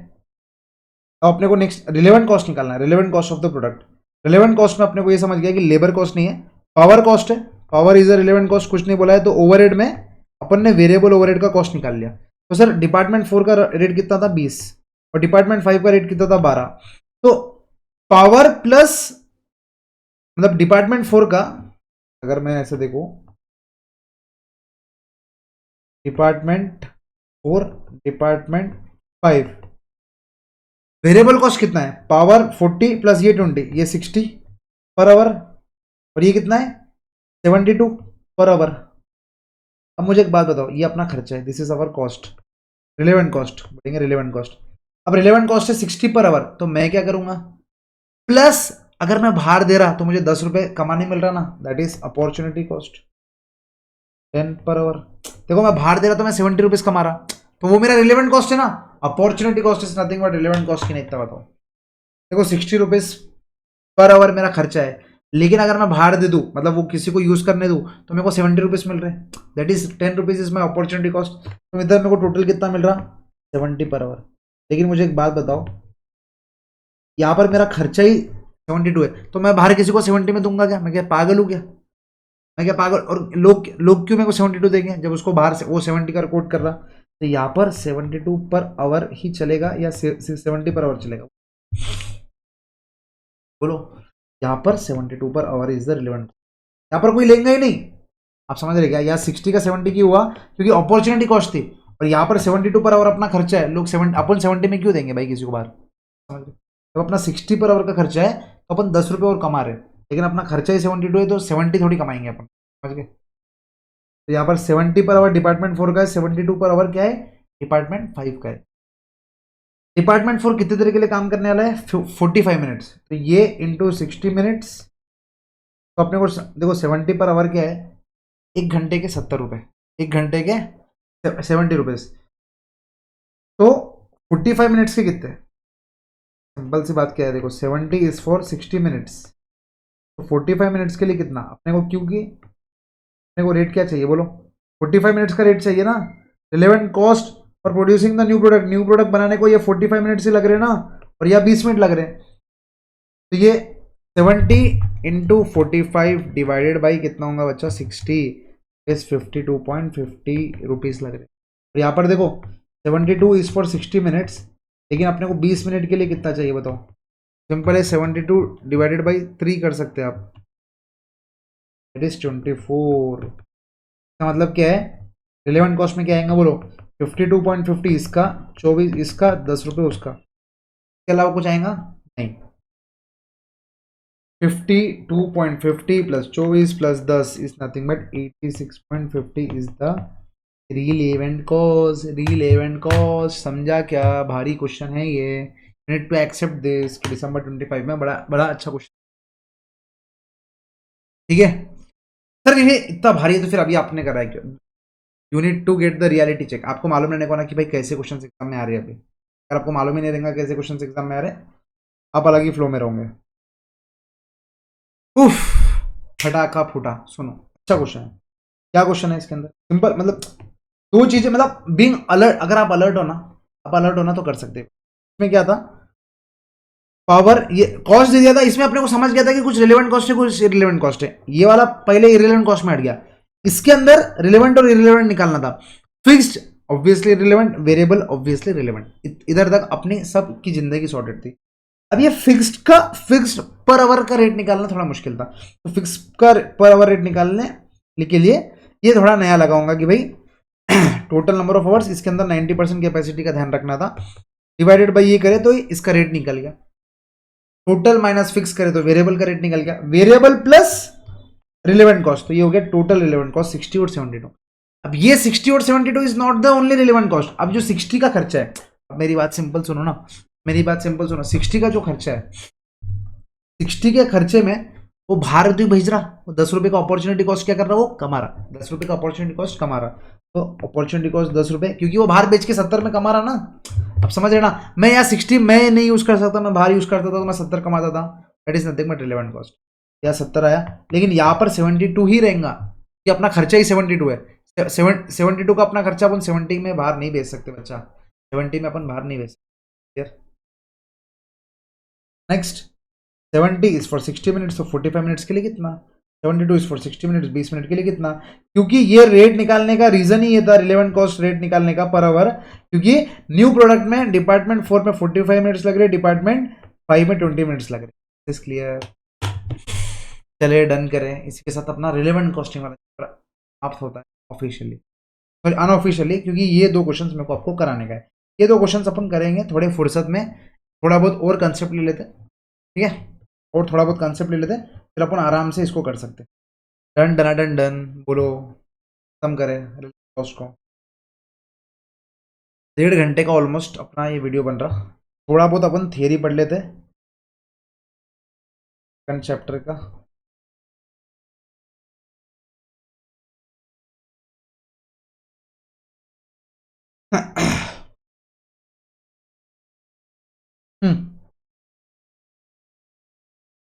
आ जाओ, क्वालिटी कॉस्ट मैनेजमेंट चालू करते हैं। अभी रिलेवेंट कॉस्ट हो गया, टारगेट कॉस्टिंग चालू करना है, लेकिन टारगेट कॉस्टिंग बहुत ईजी है। टारगेट कॉस्टिंग अपन कल के लेक्चर से, ठीक है, टारगेट कॉस्टिंग अपन कल के लेक्चर से चालू कर रहे हैं, टेंशन क्यों ना का। अभी अपन चालू कर रहे हैं क्वालिटी कॉस्ट मैनेजमेंट। इसके ऊपर थोड़ा बहुत टिप्पणी सुन लो, थोड़ा बहुत बस। आजकल नंबर 1 पेज कल ही पढ़ के खत्म करेंगे, नंबर 1 पेज बस, इधर से आगे बढ़ेंगे नहीं, नंबर 1 पेज खत्म करके पढ़ेंगे। जो लिखा था ना वो लिख के दें दो, वो आपके लिए था कि भाई सर ये कौन सा कैमरा है सर, ये कैमरा तो हमको पहले मिला ही नहीं था। तो आईफोन 17 अभी हमने लिया, लेकिन कैमरा अलग था ना। ये जब मैं नोट्स बना रहा था ना, मैंने आईफोन 17 प्रो मैक्स डाला था, मैंने आपको बताया ना इसकी स्टोरी। जब मुझे कैमरा अच्छा लगा, अभी वाला थोड़ा मेरे को ठीक लगा, तो मैंने इसको ही कंटिन्यू कर दिया। अपन इसके कैरेक्टरिस्टिक्स को देख के क्वालिटी बोलते हैं। थोड़ा आगे बढ़ रहा मैं कि भाई क्वालिटी कॉस्ट मैनेजमेंट, तो आज अपन सिर्फ quality quality quality quality quality quality के बारे में पढ़ेंगे। भाई क्वालिटी क्या है? आईफोन की क्वालिटी क्या है कि उसकी ये सिक्योरिटी अच्छी है, ये उसकी क्वालिटी। डिजाइन अच्छा है उसका, इसलिए उसकी क्वालिटी है। सर अभी तो आपने बोले डिजाइन पसंद, मुझे पसंद नहीं है, लेकिन लोगों को तो पसंद है ना। कैमरा कैमरा कैमरा अच्छा, कैमरा अच्छा है, कैमरा अच्छा है कि क्या है, ये क्वालिटी है। अपन अपन जब बोलते हैं ना क्वालिटी कॉस्ट मैनेजमेंट, इसका सबसे पहले मतलब ही क्या है? What do you mean by quality? What do you mean by quality? बताओ क्वालिटी मतलब क्या। आईफोन लेते क्यों अपन? ये सब चीजों के लिए तो आईफोन लेते ना। और ये सब चीजें क्या है? ये सब चीजें क्या है बोलो? ये सब चीजें क्या है? कैरेक्टरिस्टिक्स है उसका। ये सब चीजें क्या है? उसका कैरेक्टरिस्टिक है कि भाई डिजाइन उसकी कैरेक्टरिस्टिक, कैमरा, सिक्योरिटी। अपन एज एन हैबिट उसको देख रहे, समझ रहे, अपन एज अ क्वालिटी उसको देख रहे, अपन क्वालिटी के नाम पे देख रहे हैं, लेकिन उसका क्या है? वो कैरेक्टरिस्टिक है। उसका क्या है? वो कैरेक्टरिस्टिक्स है। आप समझ रहे? Quality is that characteristics or a combination of characteristics that distinguish one article from the other or from one service provided to another service provider or goods. Same factory में रहेगी या सेम इंडस्ट्री में रहेगी, एक अच्छा है और एक बुरा क्यों है? इसकी क्वालिटी अच्छी है। क्या है इसकी? क्वालिटी अच्छी है। सर क्वालिटी कैसे आती है? क्वालिटी इज अ कैरेक्टरिस्टिक्स और अ कॉम्बिनेशन ऑफ कैरेक्टरिस्टिक्स। ये अच्छा क्यों है? क्योंकि इसके नोट्स है। ये अच्छा क्यों है? क्योंकि इसके बोलने के तरीके अच्छे है। ये अच्छा क्यों है? क्योंकि उसके एग्जाम्पल्स अच्छे हैं। समझ रहे? क्वालिटी बोलो क्या है, वापस बोलो। क्वालिटी इज दैट कैरेक्टरिस्टिक्स और अ कॉम्बिनेशन ऑफ कैरेक्टरिस्टिक्स। समझ रहे? उसकी कैरेक्टरिस्टिक्स अच्छी है या कॉम्बिनेशन ऑफ कैरेक्टरिस्टिक्स अच्छी है, that distinguish from one article from another. अब ये सब चीजें ना देखो, आपको हर एक चीज याद नहीं करनी, पता था आपको, हर एक चीज आपको याद नहीं करनी है। कुछ कुछ चीजें ज्यादा मैं बोलूंगा याद करना है, जैसे फॉर एग्जाम्पल जैसे जैसे जैसे जैसे जैसे जैसे जैसे जैसे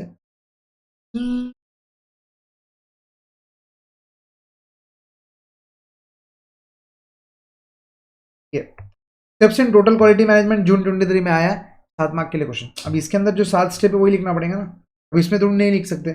press, problem identification, ranking analysis, innovation, solution evaluation, तो तुमको याद ही करना है, इसके अलावा कोई ऑप्शन नहीं है। तो ये सब चीजों में मैं आपको बोलूंगा याद कर लो तो याद कर लेना, बाकी जगहों पे याद करने की जरूरत नहीं है। हाँ, क्वालिटी समझ गया। क्वालिटी क्या है? It is a characteristics or combination of characteristics that distinguish from one product to another product. The next, the main characteristics that determine the quality of an article may include such elements as design, size, material, chemical composition, mechanical function, electrical properties, workmanship, finish and appearance. हर एक के लिए हर एक, मतलब अपन जब diamond देखते हैं तो उसकी फिनिशिंग ऐसे क्वालिटी देखते हैं, बराबर है ना। अपन जब कोई कपड़ा सिलाते हैं तो अपन क्या बोलते हैं भाई? फिटिंग उसकी मतलब उसका साइज जो रहेगा इस हिसाब से उसकी क्वालिटी बोलते हैं। क्वालिटी बहुत अच्छी है लेकिन पहनने में आपको टाइट हो रहा है, क्या मतलब का? क्वालिटी बहुत ही अच्छी है, क्या प्रीमियम क्वालिटी का कपड़ा है, लेकिन भाई तुम लोग को पहनने में टाइट हो रहा तो तुम वो उसको लोगे क्या? तुम वो प्रोडक्ट को लोगे क्या? Obviously not, you will not take that product. Is this clear? तो हर एक चीज उतनी इक्विवेलेंट है और उतनी सही है। यहाँ पर यही बोल रहे, देखो the main characteristics that determine the quality of an article include such elements as this: design भी इंपॉर्टेंट है, साइज भी इंपॉर्टेंट है, material, chemical composition, mechanical composition, electrical properties, workmanship, finish, appearance, each and everything is important. अपने अपने जगह पे सब सही है। The quality of a product may thus be defined as the sum of number of related characteristics such as shape, dimension, composition, strength, workmanship. Obviously बात है, ये डायरेक्टली आपको एग्जाम में नहीं पूछेगा, मालूम रहने को ना, you just need to know that. अब quality as perception, it will not be wrong when you state that the term quality is a perception which is perception to an individual. मेरे लिए क्वालिटी अलग है, किसी और के लिए quality अलग है, ठीक है। रणवीर सिंह के लिए क्वालिटी क्या है कि उसके कपड़े की क्वालिटी एकदम, मतलब कपड़े की फिटिंग बराबर है ना, उसके लिए वही क्वालिटी है। कपड़ा कैसे भी रंग बिरंगा रहने दो चलता उसको, लेकिन उसकी जो फिटिंग है, उसका जो डिजाइन है उसको परफेक्ट चाहिए। कन्फॉर्मेंस टू स्पेसिफिकेशन बोलते हैं। अब किसी के लिए, अब जैसे फॉर एग्जांपल मैं आपको बताता था, अभी आप दूध लेने जाते हैं, आप अगर खुला दूध लेते हैं 1 लीटर दूध बोलते हैं, तो 1 लीटर दूध में थोड़ा कुछ कम ज्यादा भी हो गया तो आप उसको झगड़ते क्या? क्वालिटी तो वो भी देखेंगे ना। लेकिन अगर आप 1 किलो सोना लेके जाते हैं, इत्तू सा भी वो ज्यादा देता क्या? समझ रहे? इत्तू सा भी ज्यादा देता क्या? तो वो डिफर करता है जगह से जगह पे, मतलब कुछ जगहों पे कुछ चीजें 0.00 ग्राम से भी इफेक्ट कर जाती है और कुछ जगह 15-20 भी ऊपर नीचे हुआ था, ऐसा कुछ फर्क नहीं करता। तो it is quality as a perception, वो परसेप्शन है भाई। It will not be wrong when you state that the term quality is a perception which is personal to an individual. Quality is not an act, it's an habit. This is true and applicable to any act of human. चाय आप पीने जा रहे, चाय, ठीक है, डॉली टपड़ी चाय पे चाय पीने जा रहे, डेली अगर उसने अलग अलग चाय दे दी ना तो आप बोलेंगे भाई क्या बेकार क्वालिटी, क्योंकि वो हैबिट लग जाती है ना अपने को, एक चीज की जो हैबिट लग जाती है अपन बोलते हैं भाई क्या ही है। आपको मालूम है कि इससे अच्छी दुनिया में बहुत सारी चाय मिल सकती, लेकिन अपने लिए क्या है, वो हैबिट होगी। क्वालिटी इज एन हैबिट, आप समझ रहे? Quality is not an act, it's an habit. Next, quality is conformance to requirements, मतलब मैंने बोला कि मेरे को इधर से कट चाहिए था तो कट चाहिए था, तो ये मेरे लिए क्वालिटी है। मैंने बोला जो मेरी रिक्वायरमेंट्स थी उसको अगर तुमने फुलफिल कर दिया तो मेरे लिए वही क्वालिटी है। रणवीर सिंह ने बोला कि भाई मेरे को ऐसा डिजाइन का कुर्ता चाहिए था, ऐसा पैसा चाहिए था, उसने जो बोला और वैसी मनीष मल्होत्रा ने अगर डिजाइन कर दिया तो उसके लिए क्या है, वही क्वालिटी। सिंपल, आप समझ रहे ना? एक के लिए क्वालिटी इज एन हैबिट, एक के लिए क्वालिटी मैं जैसा बोलूंगा वैसे, समझ रहे? परसेप्शन है, लोगों का अलग अलग परसेप्शन है इसको लेके। अब इन्होंने 3-4 ये दे दिया डेफिनेशन, एमसीक्यू में पूछ सकता भाई, इसलिए लिख दिया मैंने। Decided by the customer, the quality is decided by the customer. यहाँ पर रणवीर सिंह बोल रहा भाई मेरे को ऐसा होना तो ये मेरे लिए क्वालिटी है। Next, quality is zero defects, no customer wants defects in the products or services he or she pays for. This is the total different idea on quality and it's true when you make a quality a habit. Simple सी बात है। अभी इसके कोई example क्या दो, इसका हर एक चीज आप जो लेते हैं वो एग्जांपल है। फॉर एग्जांपल आपने क्लासेस लिया, क्लासेस आपको ऑन टाइम पे नहीं मिले तो आप क्या बोलेंगे, यार कोई डिफॉल्ट है। जीरो डिफेक्ट के साथ आपको बुक्स मिल रही है, आपको ऐसा लगता है कि बुक्स एकदम चकाचक मिलने चाहिए, कैसे मुड़ के नहीं मिलने चाहिए। आप मूवी देखने जाते हैं, मूवी एकदम आपकी चेयर कंफर्टेबल रहनी चाहिए, आपके टाइम सही रहने को ना, ज्यादा ब्रेक्स नहीं देने को ना, जीरो डिफेक्ट्स वाला क्वालिटीज। अगर किसी ने भी है ना, अब जैसे फॉर एग्जांपल मैंने कैलकुलेटर लिया और कैलकुलेटर में मेरा ये बटन ही नहीं चल रहा, डिफेक्ट है ना इसके अंदर, तो मैं बोलूंगा कि ये क्वालिटी वाला कैलकुलेटर है? नहीं, मैं बोलूंगा बेकार कैलकुलेटर है। डिफेक्ट्स जा जा आ गए, वहां पर क्वालिटी की मारी गई जाएंगी। This is clear? Quality is free. Quality is free का मतलब क्या है कि भाई देखो, हम प्रोडक्ट के लिए पैसा दे रहे ना, मैं प्रोडक्ट के लिए पैसा दे रहा। आप अगर बॉटल लेने जाएंगे, आप बॉटल खोलेंगे तो पानी पी लेते हैं, आप लोग भी पी लो बच्चों।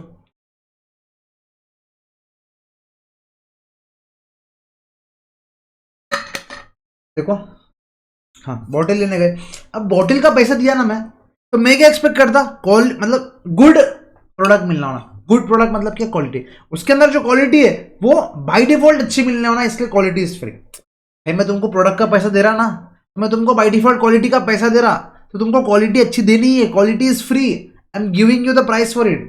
सर आप एक जगह बोल रहे प्राइस दे और एक जगह बोल रहे फ्री, मैं ये प्रोडक्ट का प्राइस दे रहा। और जब मैं प्रोडक्ट का प्राइस दे रहा तो मैं एक्सपेक्ट कर रहा कि इसके अंदर गुड क्वालिटी मिलेंगी, तो quality must be inbuilt free in that. ऐसा नहीं कर सकते कि सर आपने बोला था बॉटल तो मैं थर्माकोल का बॉटल दे दिया।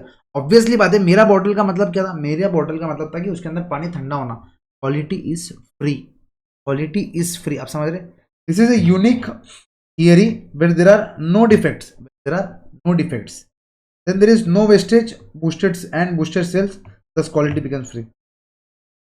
अगर आपने नो डिफेक्ट्स दिया ना, automatically no wastage and boosted sales, automatically अपना मार्केट पे आपका नाम जलेगा कि भाई ये इसकी क्वालिटी एक नंबर है, क्वालिटी एक नंबर, क्योंकि इसके अंदर डिफेक्ट्स नहीं है, इसके अंदर डिफेक्ट्स नहीं है, automatically quality is free. Quality is the degree to which set of inherent characteristics fulfills requirements ISO 900। अब जब कुछ खाने के प्रोडक्ट्स लेते हैं या अब इन गवर्नमेंट के हिसाब से ना ISO स्टैंडर्ड्स होते हैं। अब ISO स्टैंडर्ड्स क्या बोलते हैं कि अगर तुम ये प्रोडक्ट बना रहे तो इसके ऊपर ISO स्टैंडर्ड्स 9000 लगने को है ना। अगर कोई प्रोडक्ट पे ISO 9000 लिख के ना, इसका मतलब आप समझ लेना कि वो क्वालिटी प्रोडक्ट्स ही है, क्योंकि ISO 9000 is a stamp which is provided by government to quality products. अब ये एग्जाम्पल दिया इन्होंने, अब जैसे फूड का लाइसेंस मिलता ना FSSAI का, ये जहां पर जिसके पास है, इसका मतलब क्या है कि वो खाना तो अच्छा देगा, मतलब खाने में जहर तो नहीं मिलाएगा, बस इतना ही समझ लो। मंडी वालों के पास ये FSSAI का लाइसेंस नहीं रहता। जो बड़े बड़े रेस्टोरेंट्स रहते हैं उनको ये पहले लाइसेंस अप्लाई करना पड़ता, बाद में ही खाने बेच सकते तुम। तो ये जहाँ जहाँ लाइसेंस है, इसका मतलब क्या है कि there is inherent characteristics fulfill requirements, मतलब ऑटोमेटिकली अपने को हल्का हल्का कॉन्फिडेंस आता है कि बस इसके पास लाइसेंस है, मतलब ये खाना तो अच्छा देंगे। आप समझ रहे क्या? बोलो। This is an attempt to give universality the term quality. Clear है क्या? ये अलग अलग परसेप्शन है, अलग अलग, इसके अंदर बहुत सारे और भी रह सकते हैं, लेकिन इन्होंने इतना बताया कि भाई क्वालिटी क्या है अपने लिए। देखो एग्जाम्पल से याद रखो, सुबह सुबह उठे चाय पिए, चाय हैबिट लग गई। उसके बाद कपड़े पहने, कपड़े पहनने के टाइम पे रणवीर सिंह को याद किया, कन्फॉर्मेंस टू रिक्वायरमेंट्स। भाई जैसा फिटिंग के कपड़े होना वैसे होना, जैसे फिटिंग के कपड़े होना वैसे होना, ठीक है। उसके अंदर डिफेक्ट होना के एक भी नहीं होना, डिफेक्ट होना के एक भी उसके अंदर नहीं होना। उसके बाद फ्री। अब उसके बाद क्या हुआ, उसके बाद क्या हुआ बोलो? आप क्या है क्लासेस में आप क्या एक्सपेक्ट करते हैं कि भाई जब पैसे, मतलब पैसे दे रहे हैं तो क्वालिटी मिलनी चाहिए, ऐसा नहीं कि मैं कुछ भी पढ़ा दूँ उठा के। सीक्वेंस रहना चाहिए, एक प्रॉपर चीज रहनी चाहिए, मतलब पैसा, मतलब कोई भी चीज को अपन जब पैसा दे रहे क्वालिटी मस्ट बी फ्री। या दूर में रेडी हुए, आप पानी पीने के लिए बोतल उठाए, बोतल के लिए जब पैसे दे रहे, थर्माकोल की बोतल नहीं आ रही, क्वालिटी इज फ्री, क्वालिटी उसमें रहने को ना। उसके बाद जब फिर खाना खाने जा रहे तो ISO 9000 के अंदर, ISO 9000 रहने को ना, या FSSAI का लाइसेंस रहने तो क्या बोलते हैं, set of inherent characteristics. Inherent characteristics मतलब क्या? गवर्नमेंट ने रूल बना दिया कि जिसके पास ये लाइसेंस रहेगा, इसका मतलब क्या है कि तुम सही जा रहे, तुम जा सकते आगे। फूड लाइसेंस, ठीक है। Inherent characteristics, zero defects, quality is free, quality is habit, quality is conformance to specification. MCQ में कभी क्लियर है क्या?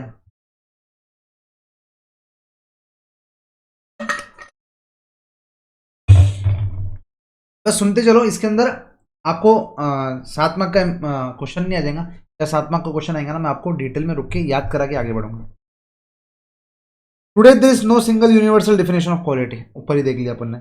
सम people view quality as perception to standards, other view as meeting the customer needs और satisfying the customer. हमारे दिमाग में ये है कि भाई ये स्टैंडर्ड है, कोई दूसरे टीचर्स के दिमाग में रहेगा कि भाई जो बच्चों को चाहिए वो दो। समझ रहे क्या? कुछ प्रोडक्ट्स को लगता जैसे meeting the customer needs, Tata nano. घर में कार चाहिए थी, सस्ती चाहिए थी, टाटा नैनो ने लाने की कोशिश की, लेकिन वो कुछ रीजन की वजह से फेल हो गई क्वालिटी, वो बात अलग है, कस्टमर की नीड्स के हिसाब से बनाया था। परफॉर्मेंस टू स्टैंडर्ड मतलब ये स्टैंडर्ड प्रोडक्ट्स है। फॉर्च्यूनर कार एक स्टैंडर्ड कार है, परफॉर्मेंस टू स्टैंडर्ड्स है वो, ठीक है। सेटिस्फाइंग द कस्टमर वैसे ही हो।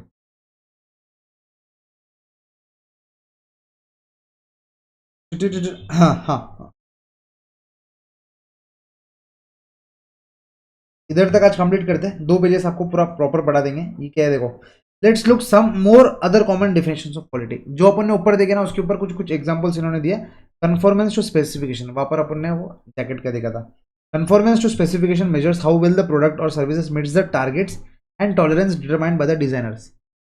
For example, the dimensions of a machine part may be specified by its design machine as 3 plus 0.05 machines. This would mean that the target dimension is 3 inches, but the dimension can vary between this to this inches. Similarly, the wait for the hotel room's service may be specified as 20 minutes, but there may be an acceptable delay of additional 10 minutes. Also consider the amount of light delivered 50 watts if it does not conform to service. मतलब समझ रहे क्या? जो चाहिए वो चाहिए. जैसे for example उसको चाहिए कि भाई मतलब उसने अगर खुद ही बोल दिया कि 3 प्लस 0.03 प्लस और माइनस 0.05 चलेगा, यहाँ पर माइनस लिख दो, तो इसका मतलब क्या है कि वो खुद ही बोल रहा है कि भाई इसके और इसके बीच में रातों भी चलेगा. समझ रहे क्या? इसके और इसके बीच में रातों भी चलेगा. लेकिन यहाँ पर देखो ये क्या बोल रहा है, also consider the amount of light delivered is 60 watt light but if the bulb delivers 50 watt it does not conform to specification. जैसा मैंने बोला था वैसा तुमने नहीं दिया. तुम दो ना पहले से लिख के दे दो 3 प्लस और माइनस 5 चलेगा, तो वो रेंज लेके चलेंगे. कन्फर्मेंस टू स्पेसिफिकेशन मतलब क्या है, हाँ भाई हम वो रेंज लेके चलेंगे. लेकिन तुमने बोल दिया 60 वोल्ट का लाइट देना और तुम बाद में 50 दे, तो भाई ऐसा नहीं चलेगा, ऐसा नहीं चलेगा. Is this clear? Conformance to specification is directly measurable. वो मेजरेबल चीज है, इसलिए कन्फर्मेंस टू स्पेसिफिकेशन. कपड़े की फिटिंग मेजरेबल है, समझ में आएगा कि भाई टाइट हो रहा है या लूज हो रहा है. ऐसा नहीं कि भाई सर इतना तो चलता है ना, चलता है वाला एटीट्यूड नहीं है इसके अंदर. तो it may not be directly related to the consumer side of quality. मतलब कंज्यूम, आप समझो, आप एक चीज समझो कि मैं इसको अंदर मैं कंज्यूमर को क्या समझेगा. देखो 60 वॉट की बल्ब के बदले मैं 50 वॉट दूंगा, तो एज अ एंड कंज्यूमर आपको ज्यादा बहुत नहीं समझेगा. हाँ, अगर आपने 3-4 लाइट एक साथ लगा के लग दी, थोड़ा बहुत समझ में आ सकता. लेकिन अगर आपने एक के रूम में एक ही लाइट है या 2 लाइट है, तो इसका इतना अपने को समझ में नहीं आता.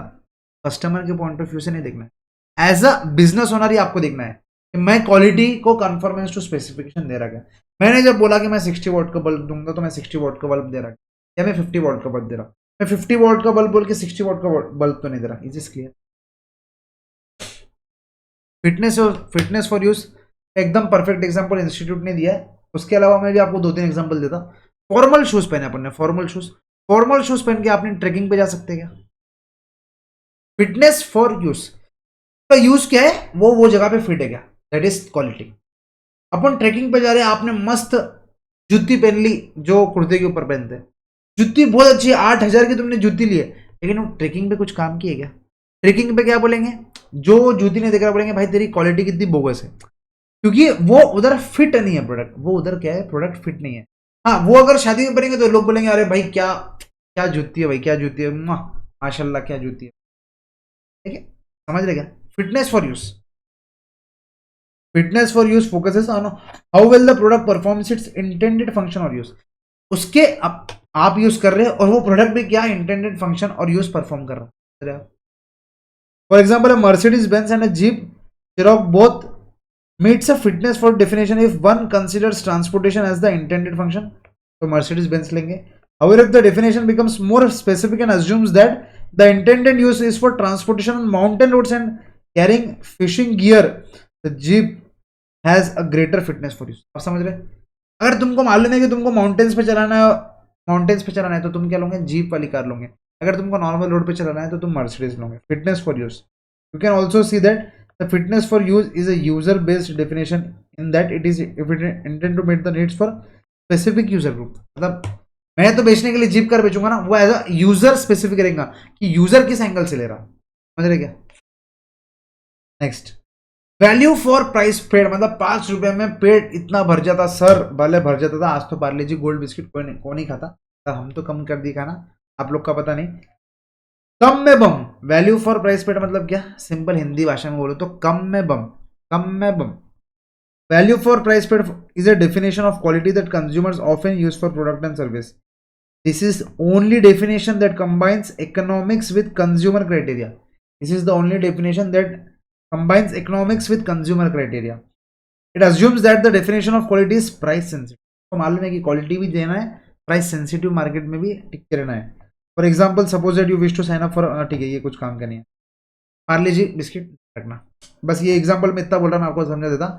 आपने मेरा एक सेशन पेड अटेंड किया, ठीक है, पेड अटेंड किया, वो था 2,000 का. लेकिन वही सेशन में अगले दिन कोई हॉस्टल में मतलब कोई कॉलेज में जाके मैंने फ्री में बांट दिया, तो आपको लगा कि यार मैं यार इधर ही जाके देख लेता तो मैं फ्री में देख सकता था, यहाँ पर तो मैंने पैसे दे दिए. तो वैल्यू फॉर प्राइस पेड. अब आपको ऐसा लग रहा है कि जो 2,000 में जो वैल्यू मिली मुझे वो कम मिली, जो मेरे को जब फ्री में मिल सकता था कोई चीज इसलिए मैं पैसे क्यों दूँ? सिंपल सी बात है ना। अभी जैसे हम लोग क्वेश्चन प्रैक्टिस बैच पे लेके आने का सोच रहे हैं जून 26 से, तो ऑब्वियसली मुझे एक बात बताओ, मैंने अगर क्वेश्चन प्रैक्टिस बैच यूट्यूब पे फ्री डाल दी, उसके पहले मैंने क्या किया, अगर मैंने उसको चार्ज किया, तो जिसको मैंने चार्ज किया, ऑब्वियसली अगर मैंने 2-3 महीने का गैप रखा, जैसे दो तीन महीने पहले मैंने बैच लिया था और जून 26 सितंबर वालों के लिए लास्ट 1 मंथ के लिए मैंने फ्री छोड़ दिया, बच्चों को क्या लगेगा, यार मैंने तो यहाँ पर पैसे दिए लेकिन यहाँ पर क्वेश्चन प्रैक्टिस बैच फ्री में भी मिल रही, वैल्यू फॉर प्राइस पे, समझ रहे? सेम टाइम पे नहीं रहने को ना। जैसे ये एग्जांपल में क्या हुआ, पर्सनल फाइनेंस की उसने मेरे से 2,000 रुपए देके कोचिंग ली, लेकिन मैंने अगले दिन ही जाके बता दिया, तो उसको तो ऐसा लगा ना यार मैं जाके फ्री में सुन लेता था, यहाँ पर मैंने 2,000 रुपए क्यों दिया। हाँ, अगर टाइम गैप आ रहा है 3-4 महीने का, तो ऑब्वियसली डिमांड अलग अलग होता। सपोर्ट सर्विसेज एसबीआई के लिए नमस्कार। आपको मालूम है जब भी जाते हैं आप लोग, वो लोग क्या बोलते हैं, भाई लंच ब्रेक चालू है भैया, तो इनकी सपोर्ट सर्विसेज एकदम बेकार है। सपोर्ट सर्विसेज बेकार रहेंगी तो क्वालिटी ऑफ द प्रोडक्ट नहीं रहेगी। एसबीआई में आज लोग बैंक अकाउंट क्यों नहीं खोलते हैं? क्योंकि उनके सपोर्ट सर्विसेज, उनके बोलो, क्योंकि उनके सपोर्ट सर्विसेज अच्छे नहीं है। जिस दिन उनके सपोर्ट सर्विसेज अच्छे होंगे, लोग जाके एसबीआई में भी बैंक, ऑब्वियसली बात है। Support services provided often how the quality of a product और सर्विसेज जज्ड। अकाउंट तो खोल लेते, उसके बाद सपोर्ट ही नहीं देते वो लोग। Quality does not apply only to the product or service itself, it also applies to the people, processes and organizations environment associated with। क्या बोल रहा, quality does not apply only to the product or service itself, quality सिर्फ product के service पे लिए नहीं, it also applies to the people, processes and organisations environment associated with it. सिर्फ product पे ऊपर नहीं रहता, उधर जो काम कर रहा उसके ऊपर भी रहता, पीपल, उधर जो प्रोसेसेस है उसके ऊपर भी रहता, ऑर्गेनाइजेशन एनवायरमेंट कैसा है उसके ऊपर भी क्वालिटी डिपेंडेंट रहती है। फॉर एग्जाम्पल ये स्टाफ वाला बता दिया। Psychological criteria is a subjective definition that focus on the judgment of evaluation of what constitutes a product or service. Different factors contribute to this.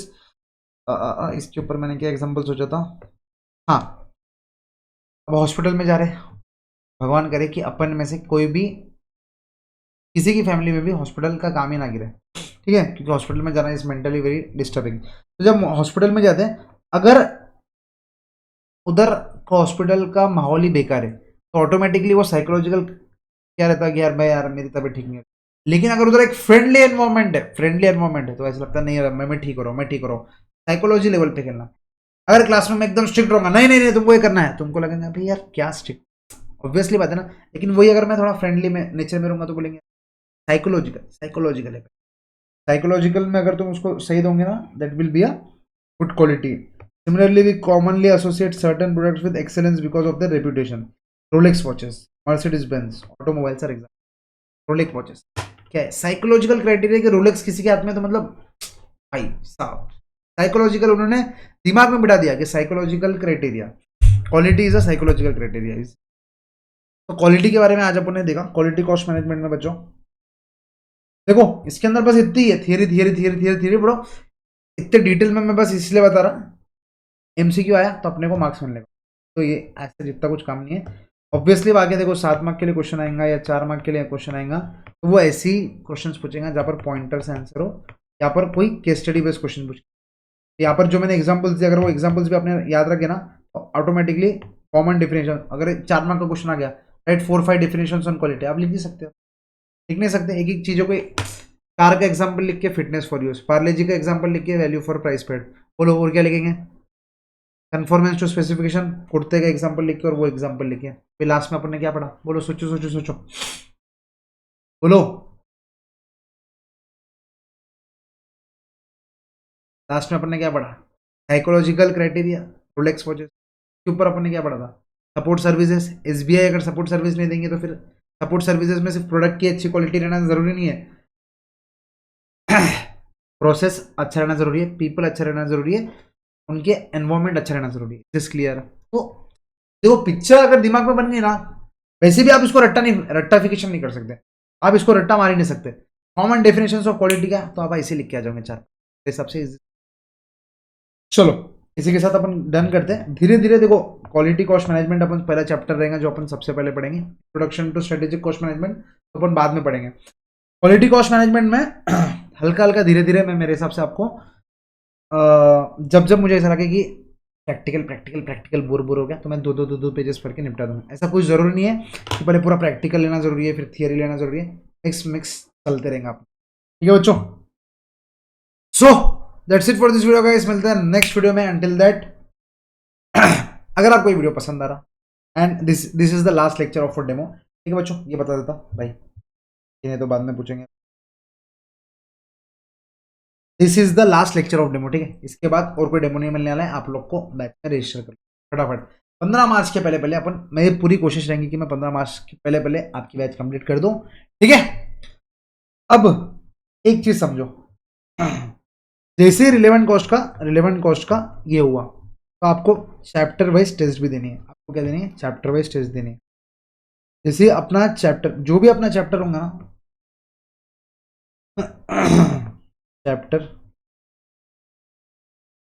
Chapter done, जैसे मेरे side से chapter done होगा, आपको इसकी क्या देनी है? तो आपको टेस्ट भी देनी है। सर ये टेस्ट पेपर्स वगैरह कहाँ मिलेंगे? एक टेलीग्राम ग्रुप पे आपको ऐड करेंगे, ठीक है, टेलीग्राम ग्रुप पे आपको ऐड करेंगे। वहां पर आपको टेस्ट टेस्ट टेस्ट मिल जाएंगे वहां पर टेलीग्राम ग्रुप पे। या अगर this option is not available as of now, कि मेरी टीम से एक्चुअली बात नहीं हुई है, आपको कैसे भी मिल जाएगा, लेकिन द अल्टीमेट थिंग इज जैसे आपका चैप्टर खत्म होगा आपको टेस्ट देते हुए चलना है। हर टेस्ट 100 मार्क के नहीं होंगे ऑब्वियसली, यहाँ पर 14 मार्क या 28 मार्क के टेस्ट रहेंगे। यहाँ पर 1 से 2 क्वेश्चन नए क्वेश्चन या वही क्वेश्चन को थोड़ा रिफ्रेमिंग करके मैं आपको दूंगा, आपको सॉल्व करना है, जिससे ऐसा रहेगा कि एक एक चैप्टर अपना परफेक्ट परफेक्ट परफेक्ट होते रहा। अपन डायरेक्टली 100 मार्क की टेस्ट देंगे तो अपने फट के हाथ में आ जाएंगे, भाई इंसान है अपन में। तो 100 मार्क की टेस्ट देने से पहले अपन chapter wise chapter wise chapter wise chapter wise 1/3 50-50 full syllabus बहुत सारे टेस्ट देंगे, टेंशन की कोई बात ही नहीं है, ठीक है। तो इसी के साथ सबसे पहले अपना रिलेवेंट कॉस्ट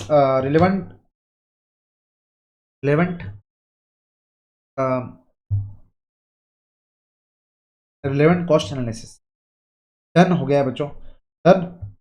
इसकी आपको टेस्ट देने का है। वंस आप इसकी टेस्ट दे दो एक बार, फिर अपन relevant cost analysis done from my side. कल के लेक्चर से अपन चालू करेंगे टारगेट कॉस्टिंग बहुत ही logical chapter. And one second, ये भी चैप्टर आपको समझाऊंगा कितना लॉजिकल है। Target costing one second, very छोटा चैप्टर, 2 लेक्चर में निपटा देंगे अपन पूरा। टारगेट कॉस्टिंग के बाद फिर अपन चलेंगे, बताऊंगा मैं, ठीक है आपको, ठीक है। 2 लेक्चर तो देखो पहले, चलो बाय। इसके अलावा जो भी डाउट्स है askfurniture@gmail.com, आप लोग मुझे मेल कर सकते हैं। लेक्चर के related doubts, question related doubts, जो क्वेश्चन कुछ नहीं समझा उससे पूछ लो, ठीक है। और जैसे आप लोग फास्ट ट्रैक बैच में एनरोल कर लोगे, ऑब्वियसली एक टेलीग्राम ग्रुप में आपको ज्वाइन करके आप उधर पर्सनल पे डाउट पूछ सकते हैं। वहाँ पर मैं क्या मेल में टेलीग्राम में मैं वॉइस नोट्स के थ्रू आंसर दे पाऊंगा, तो वो ज़्यादा ईजी हो जाएगा मेरे लिए, ठीक है बच्चों। चलो बाय, मिलते हैं बैच के अंदर।